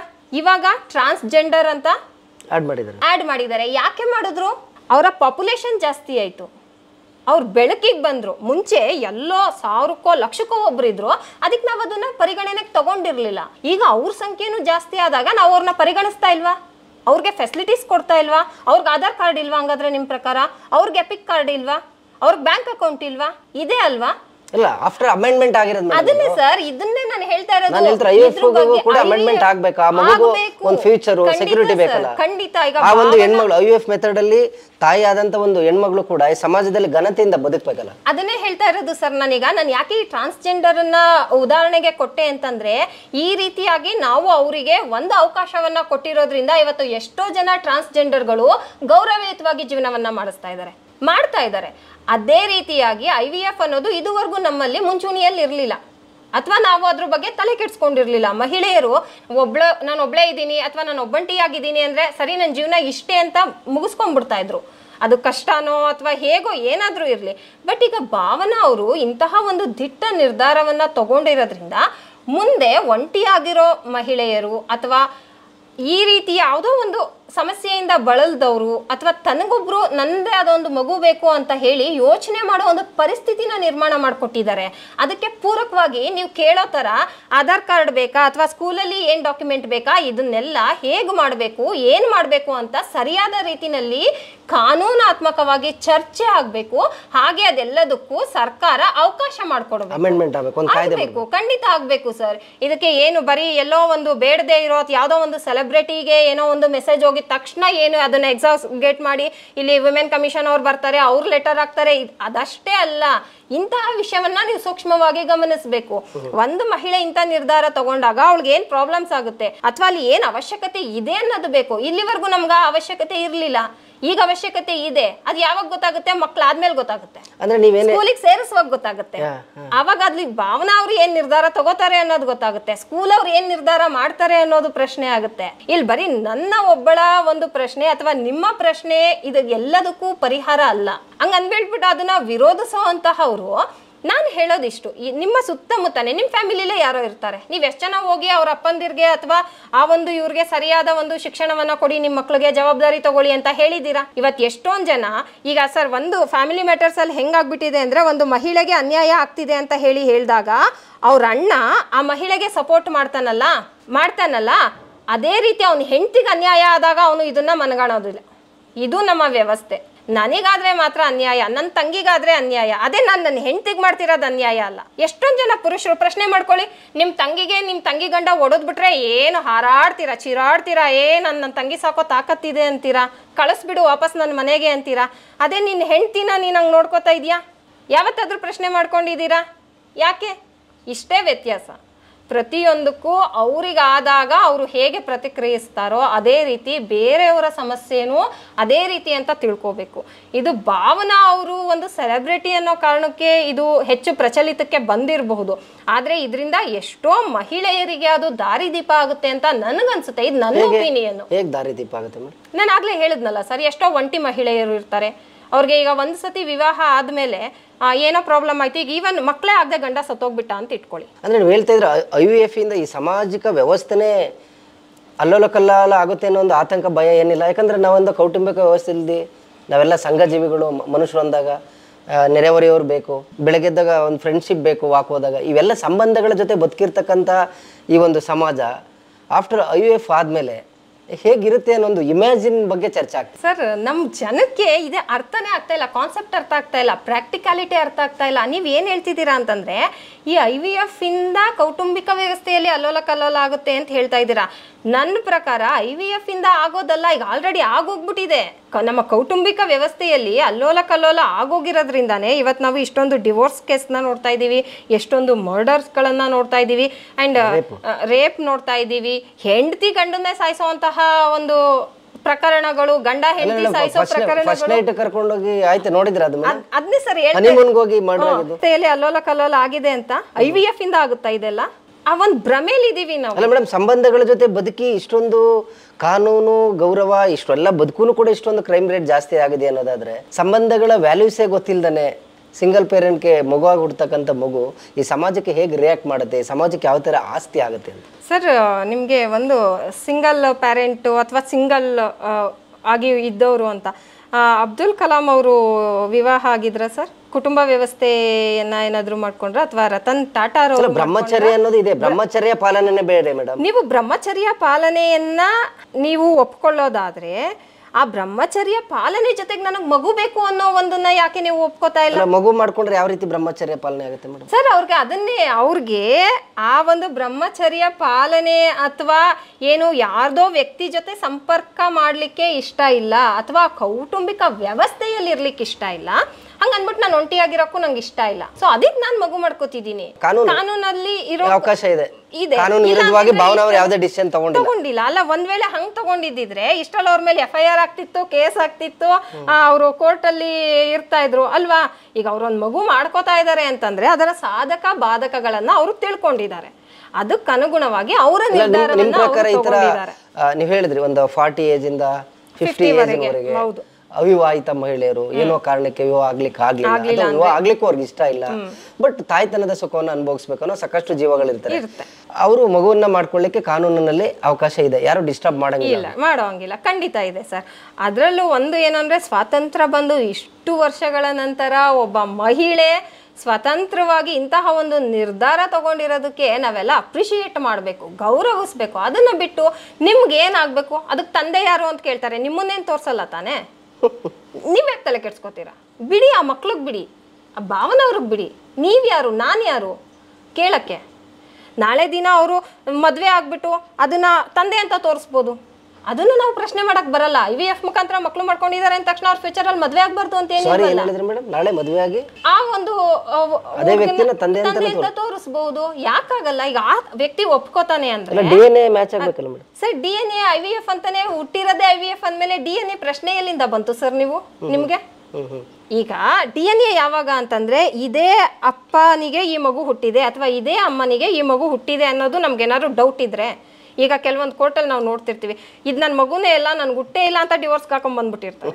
ಆಗ ನಾವು ಹೋಗ್ತೀವಿ DNA ಗೆ, ಯಾಕೆ ಅಂದ್ರೆ ನೀನೇನಾ ಅಲ್ವಾ ತಂದೆ ಅಂತ. ಇದು ಜಗತ್ ಜಾಹಿರವಾಗಿ ಘಂಟಾಘೋಷವಾಗಿ ಭಾವನಾ ಅವರು ನಾನು IVF ಅಲ್ಲಿ ಮಗು ಮಾಡ್ಕೋತೀನಿ ಅಂತ ಹೇಳ್ತಿದ್ದಾರೆ. ಅಂಡ್ ಬರೋ ವ್ಯಕ್ತಿ ಅವನ ಮನಸ್ಥಿತಿ ಮೇಲೆ ಅವಲಂಬಿತ ಆಗಿರುತ್ತೆ. ಈಗ ಅವನು ಆ ಮಕ್ಕಳನ್ನು ನನ್ನ ಮಕ್ಕಳು ಅಂತ ಒಪ್ಕೋತೀನಿ ಅಂತ ಬರೋದು ಬಿಡೋದು ಅವನಿಗೆ ಇಷ್ಟ ಬಿಟ್ಟಿದ್ದು, ಆಮೇಲೆ ಮದ್ವೆ ಆಗೋದು ಬಿಡೋದು ಭಾವನಾ ಅವ್ರಿಗೆ ಬಿಟ್ಟಿದ್ದು. ನಾನ್ ಹೇಳ್ದೆ ಅಂತೇನೋ ಅವ್ರು ಇನ್ನೊಂದು ಮದ್ವೆ ನಾನು ಹೇಳ್ತಾ ಇದ್ದೀನಿ ಪಾಸಿಬಿಲಿಟೀಸ್ ಏನೇನ್ ಇರ್ಬೋದು ಅಂತ. ಈಗ ನಾನು ಹೇಳ್ಬಿಟ್ಟೆ ಅಂತ ಅವ್ರೇನ್ ಮದ್ವೆ ಇಷ್ಟೆಲ್ಲ ಹೇಳಿದ್ಮೇಲೆ ಫ್ಯೂಚರ್ ಅಲ್ಲಿ ಒಂದು ಡೌಟ್ ಬರ್ತಿದೆ ನನಗೆ. ಆತರ ತಂದೆ ಅನ್ನೋ ಇಮೇಜ್ ಅನ್ನ, ತಂದೆ ಅನ್ನೋ ಒಂದು ಪದವನ್ನ ನಾವು ಫೋಟೋದಲ್ಲೋ ಇಲ್ಲೋ ಹಿಸ್ಟೋರಿಕಲ್ ಆಗಿ ಇತಿಹಾಸದ ಪುಟಗಳಲ್ಲಿ ನೋಡ್ಬೇಕಾಗತ್ತಾ ಅಂತ. ಫೈನಲಿ ಇದೆ ಸರ್ ನಮ್ಮ ತಪ್ಪು ಕಲ್ಪನೆ ಇರೋದು. IVF ಮುಖಾಂತರ ಮಗು ಮಾಡ್ಕೋಬಹುದು, ಆದ್ರೆ ಪುರುಷ ಇಲ್ಲದೆ ಮಗು ಮಾಡ್ಕೊಳಕ್ಕಾಗಲ್ಲ. ನೀವು IVF ಅಲ್ಲೇ ಮಗು ಮಾಡ್ಕೋತೀರಾ ಅಂದ್ರೂ ಪುರುಷನ ವೀರ್ಯಾಣುನೇ ಇರುತ್ತೆ ಅಂತ, ಅಂಡಾಣು ಅಥವಾ ಸ್ಪರ್ಮ್ ಆ ಪ್ರೋಸೆಸ್ ಅಲ್ಲಿ ಪುರುಷ ಅನ್ನೋನು ತುಂಬಾ ಮುಖ್ಯ ಆಗ್ತಾನೆ ಸರ್. ಇದೇ ನಮ್ ಜನಕ್ಕೆ ತಪ್ಪು ತಿಳುವಳಿಕೆ ಆಗಿರೋದು. ನಾವಿಲ್ಲಿ ಪುರುಷ ಬೇಡ ಅಥವಾ ಪುರುಷ ವಿರೋಧಿ, ಪುರುಷ ಇಲ್ಲದೆ ನಾನು ಮಕ್ಕಳು ಮಾಡ್ಕೊಂಡ್ಬಿಡ್ತೀನಿ ಅಂತ ಯಾರು ಹೇಳ್ತಾ ಇಲ್ಲ. ಹೆಂಗ್ ಸಾಧ್ಯ ಇದೆ ಸರ್? ಪುರುಷನ ವೀರ್ಯಾಣುವಿಂದನೇ ತಾಯಿ ಆಗೋದು. ಪುರುಷನ ಅಂಡಾಣು ಮಹಿಳೆಯ ಅಂಡಾಣು ಸೇರಿನೇ ಒಂದು ಮಗು ಹುಟ್ಟೋದಿಕ್ಕೆ ಸಾಧ್ಯ. ಇನ್ನೂ ಟೆಕ್ನಾಲಜಿ ಮುಂದುವರೆದು ಗರ್ಭನೂ ಏನೋ ಕೃತಕವಾಗಿ ಸೃಷ್ಟಿಸ್ಬೋದು ಅಂತ ಏನೋ ಸ್ಟಡೀಸ್ ಎಲ್ಲ ನಡೀತಾ ಇದೆ. ಹಂಗಾದ್ರೂ ವೀರ್ಯಾಣು ಬೇಕಾಗಿರೋದು ಪುರುಷನದ್ದೇ ಸರ್. ಅದನ್ನು ಏನಾದ್ರೂ ಸೈಂಟಿಸ್ಟ್ ಫ್ಯೂಚರ್ ಅಲ್ಲಿ ಕಂಡಿಡಿದ್ರೆ ಆವಾಗ ನೋಡೋಣ. ಬಟ್ ಅಟ್ ಪ್ರೆಸೆಂಟು ಇಲ್ಲಿ ಯಾರು ಪುರುಷ ಇಲ್ಲದೆ ಅಥವಾ ಪುರುಷ ಅಥವಾ ತಂದೆ ಅನ್ನೋದು ಏನೋ ಪಳೆಯುಳಿಕೆ ತರ ಆಗ್ಬಿಡುತ್ತೆ, ಫ್ರೇಮ್ ಆಗ್ಬಿಡುತ್ತೆ. ನೋ, ಅದಲ್ಲ. ಹಂಗೆ ಅಂದ್ಬಿಟ್ಟು ಅವರು ಏನೋ ಬೇರೆ ಸೆಕ್ಷುವಲ್ ಆಕ್ಟಿವಿಟೀಸಲ್ಲಿ ಇಲ್ವೇ ಇಲ್ಲ ಅಂತ ಏನಿಲ್ಲ. ಇದ್ದಿದ್ದು ಇರ್ಬೋದು, ಇಲ್ಲದೇನೆ ಇದ್ರೂ ಇರ್ಬೋದು. ಯಾಕೆಂದರೆ ಅವೆಲ್ಲ ನಿಮ್ಮ ಮುಂದೆ ನಡೆಯೋ ಅಂಥ ಕ್ರಿಯೆಗಳಲ್ಲ ಅಲ್ವಾ ಸರ್? ಅವೆಲ್ಲ ಅವರಿಗೆ ಬೇಕಾದ ಹಾಗೆ, ಅವರ ಅನುಕೂಲಕ್ಕೆ ತಕ್ಕ ಹಾಗೆ ಅವ್ರಿಗೆ ಏನು ಬೇಕು ಅನ್ನೋದನ್ನು ಅವ್ರು ಡಿಸೈಡ್ ಮಾಡಿ ಅವ್ರ ಅವಶ್ಯಕತೆಗೆ ಅನುಗುಣವಾಗಿ ಪಡ್ಕೊಂಡಿರ್ತಾರೆ. ಹಾಗೆ ಈ ಮಗುನು ಪಡ್ಕೊತಾ ಇದ್ದಾರೆ ಅಷ್ಟೇ. ಇದು ಪ್ರತಿಯೊಬ್ಬರ ವೈಯಕ್ತಿಕ ಸ್ವಾತಂತ್ರ್ಯ. ಅದನ್ನ ನಮಗೆ ಗೌರವಿಸ್ಲಿಕ್ಕಾದ್ರೆ ಗೌರವಿಸ್ಬೇಕು. ಆಮೇಲೆ ಅದರ ಸಾಧಕ ಬಾಧಕಗಳನ್ನು ಮಾತಾಡುವಾಗ ನಾವು ಯೋಚನೆ ಮಾಡಬೇಕು. ಸುಮ್ಮನೆ ನಮ್ಮ ಪುರುಷ ಪ್ರಧಾನ ಸಮಾಜದಿಂದ ಬಂದಿರೋದು ಇದೊಂದು ಏನಂತಂದ್ರೆ ಯಾವುದೋ ಒಂದು ಕುರಿ ಹಳ್ಳಕ್ಕೆ ಬಿದ್ದರೆ ಎಲ್ಲ ಕುರಿ ಹಳ್ಳಕ್ಕೆ ಬಿತ್ತು ಅಂತ. ಆಮೇಲೆ ಎಷ್ಟೊಂದು ನಾನು ತುಂಬ ಕಮೆಂಟ್ಸ್ ನೀವು ಹೇಳ್ದಂಗೆ ನೋಡ್ತಾ ಇದ್ದೆ, ಹುಡುಗರಿಗೆ ಹೆಣ್ಣು ಸಿಕ್ತಿಲ್ಲ, ಅದು ಇದು ಎಲ್ಲ. ಹೆಣ್ಣು ಯಾಕೆ ಸಿಕ್ತಿಲ್ಲ ಸರ್? ಭ್ರೂಣ ಹತ್ಯೆಯನ್ನು ಎಷ್ಟು ಜನ ಮಾಡ್ತಾ ಇದ್ರು? ಹೆಣ್ಮಕ್ಳು ಅಂದರೆ ಜವಾಬ್ದಾರಿ ಅಂತ ಎಷ್ಟು ಜನ ಅದನ್ನ ನೆಗ್ಲೆಕ್ಟ್ ಮಾಡ್ತಾರೆ. ಆಮೇಲೆ ಹಿಂದಿನ ಕಾಲದಲ್ಲಿ ಎಷ್ಟು ಜನ ಮಕ್ಳು ಇರ್ತಾ ಇದ್ರು ನಮ್ಮ ಅವಿಭಕ್ತ ಕುಟುಂಬ ವ್ಯವಸ್ಥೆಯಲ್ಲಿ? 10 ಜನ 15 ಜನ. ನಮ್ಮ ಅಜ್ಜಿ ನಮ್ಮ ತಾತ ಎಲ್ಲ ಹೇಳ್ತಿದ್ರು. ಇವತ್ತು ನನಗಿರೋದು ಒಬ್ಳೆ ಮಗಳು ಅಲ್ವಾ? ನಿಮ್ಗೆ ಎಷ್ಟು ಜನ ಮಕ್ಳಿದ್ದಾರೆ? ಇವತ್ತು ಒಂದು ಮ್ಯಾಕ್ಸಿಮಮ್ ಅಂದ್ರೆ 2 ಮಕ್ಳಿದ್ರೆ 2 ಮಕ್ಳ ಅಂತಾರೆ. ಅಲ್ಲ ಮೇಡಮ್, ನಾವು ಇಷ್ಟೆಲ್ಲ ವಾದ ಮಾಡ್ತಾ ಇದೀವಿ. ರಷ್ಯಾದವರು ಭಾರತೀಯ ಪುರುಷರನ್ನ ಕರಿತಾ ಇದ್ದಾರೆ. ನಮ್ಮ ಜನಸಂಖ್ಯೆಯನ್ನ ಹೆಚ್ಚು ಮಾಡ್ಬೇಕು ಅಂದ್ರೆ ಭಾರತೀಯ ಪುರುಷರು ಬನ್ನಿ, ನಿಮ್ಗೆ ವೀಸಾ ಪಾಸ್ಪೋರ್ಟ್ ಕೊಡ್ತೀವಿ, ನಮ್ಮ ಸಂತಾನ ಜಾಸ್ತಿ ಆಗಬೇಕು, ಜನಸಂಖ್ಯೆ ಜಾಸ್ತಿ ಆಗಬೇಕು, ಫರ್ಟಿಲಿಟಿ ಕ್ವಾಲಿಟಿ ಇಂಡಿಯನ್ಸ್ಗೆ ಜಾಸ್ತಿ ಇದೆ ಅಂತ. ಬಟ್ ಹಂಗಿದ್ರು IVF ಯಾಕೆ ಅನ್ನೋದು ಒಂದಷ್ಟು ಜನದ ವಾದ. ಪುರುಷನೇ ಬೇಕು, ಅದು IVF ಅಲ್ಲೂ ಅವನ ಫರ್ಟಿಲಿಟಿ ಇಂದಾನೇ ಅಲ್ವಾ ಸರ್ ಮಕ್ಳಾಗ್ತಾ ಇರೋದು? ಅದಕ್ಕೂ ಇದಕ್ಕೂ ಸಂಬಂಧನೇ ಇಲ್ಲ. ಪ್ರಾಕೃತಿಕ ದತ್ತವಾಗಿ ಬಂದಂತಹ ಸಂಭೋಗ ಕ್ರಿಯೆಗೆ ಏನು ಬೆಲೆನೇ ಇಲ್ಲ. ಇದೆ ಸರ್, ಅದು ನೀವು ಮಾಡ್ಕೊಂಡಾಗಿದೆ ಸರ್. ಯಾವುದಕ್ಕಾದ್ರೂ ನಾನು ಬೆಲೆ ಕೊಡ್ತೀನಿ, ನಾನು ಗೌರವಿಸ್ತೀನಿ ಅಂದಾಗ ಮಾತ್ರ ಅದಕ್ಕೆ ಗೌರವ. ಇಲ್ಲ ಅಂತಂದ್ರೆ ಅದಕ್ಕಿಲ್ಲ. ಇವತ್ತು ನನ್ನ ಕುಟುಂಬದ ವ್ಯವಸ್ಥೆಯನ್ನ ಗೌರವಿಸ್ತೀನಿ ಅಂದ್ರೆ ಕುಟುಂಬ ವ್ಯವಸ್ಥೆ ಉಳ್ಕೊಳ್ಳುತ್ತೆ. ನನಗೆ ಬೇಕಾಗಿಲ್ಲ ಅಂದರೆ ಅದಕ್ಕೆ ಯಾವ ಬೆಲೆ ಇದೆ ಸರ್ ಅಲ್ವಾ? ನಾನು ಏನು ಕೊಡ್ತಿದ್ದೀನಿ ಅನ್ನೋದಕ್ಕಿಂತ ನಾನು ಏನು ಪಡ್ಕೋತಿದ್ದೀನಿ ಅನ್ನೋದನ್ನ ಇವತ್ತಿನ ಜನ್ರೇಷನ್ ನೋಡ್ತಾ ಇದ್ದಾರೆ. ಇವತ್ತು ಅವ್ರಿಗೆ ರೆಸ್ಪಾನ್ಸಿಬಿಲಿಟಿ ಬೇಕಾಗಿಲ್ಲ, ಅಥವಾ ಡಿಪೆಂಡೆನ್ಸಿ ಬೇಕಾಗಿಲ್ಲ. ಅದಕ್ಕೆ ಅವ್ರು ವೈಯಕ್ತಿಕವಾಗಿ ಇವತ್ತು ಸುಪ್ರೀಂ ಕೋರ್ಟ್ ಡಿಸಿಷನ್ ಅನ್ನೇ ಕೊಟ್ಟಿದೆ, ಲಿವಿಂಗ್ ಟುಗೆದರ್ ಇವಾಗ ಲೀಗಲ್ ಆಗಿದೆ ಇಂಡಿಯಾದಲ್ಲಿ. ಹೌದು, ಲಿವಿಂಗ್ ಟುಗೆದರ್ ಅಫೆನ್ಸೇ ಅಲ್ಲ. ಏನದು ಮೇಡಮ್? ಅಂದ್ರೆ ಮದ್ವೆ ಆಗದೇನೆ ಒಂದು ವಯಸ್ಕರಾದಂತಹವರು ಜೊತೆಯಲ್ಲಿ ಇರಬಹುದು. ಬಟ್ ನಮ್ಮ ಹಿಂದಿನ ನೀವ್ ಹೇಳ್ದಂಗೆ ನಮ್ಮ ಸನಾತನ ಧರ್ಮ ಅದ್ರ ಪ್ರಕಾರ ಅದಕ್ಕೆ ಬೇರೆ ಒಂದು ಹೆಸರನ್ನೇ ಇತ್ತು. ಆ ರೀತಿ ಅಂತ ಹೇಳ್ಬಿಟ್ರೆ ನಮ್ಮ ಸಮಾಜ ನೋಡ್ತಾ ಇದ್ದಿದ್ದೇ ಬೇರೆ, ಇವತ್ತು ಕಾಮನ್ ಆಗಿದೆ.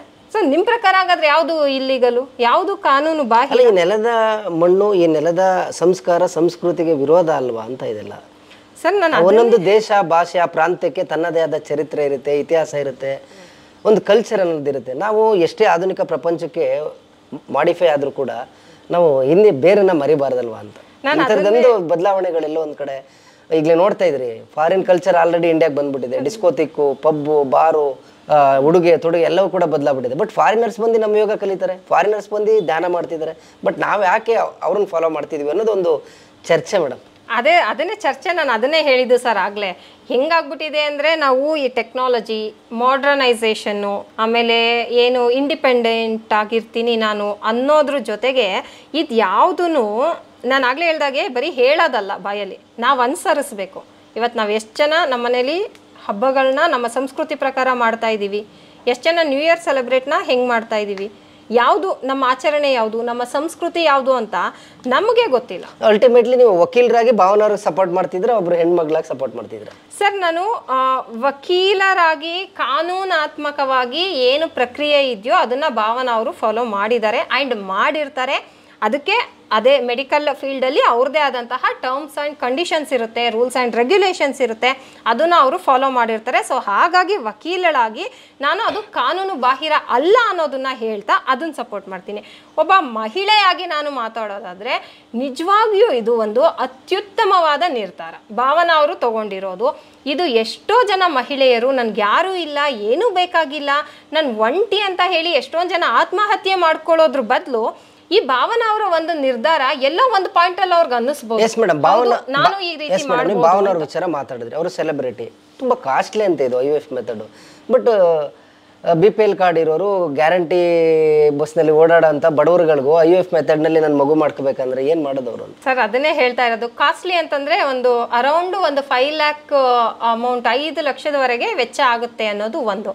ಈ IVF ಅಂತ ಹೇಳಿದಾಗ ಯಾರು ಮಾಡ್ಕೋತಾರೆ ಅನ್ನೋದು, ಈಗ 5 ಲಕ್ಷವನ್ನ ಬರೆಸ್ಲಿಕ್ಕೆ ತನ್ನ ಹತ್ರ ಶಕ್ತಿ ಇಲ್ಲ ಅಂತಂದ್ರೆ ಆ ಮಹಿಳೆ ಆ ಮಕ್ಕಳನ್ನ ಹೇಗೆ ಸಾಕ್ತಾಳೆ? ಆ ಮಹಿಳೆ ಹೋಗೋದೇ ಇಲ್ಲ IVFಗೆ. ಬಿಡಿ, ನೀವು ಯಾಕೆ ತಲೆ ಕೆಡ್ಸ್ಕೊತಾ ಇದ್ದೀರಾ?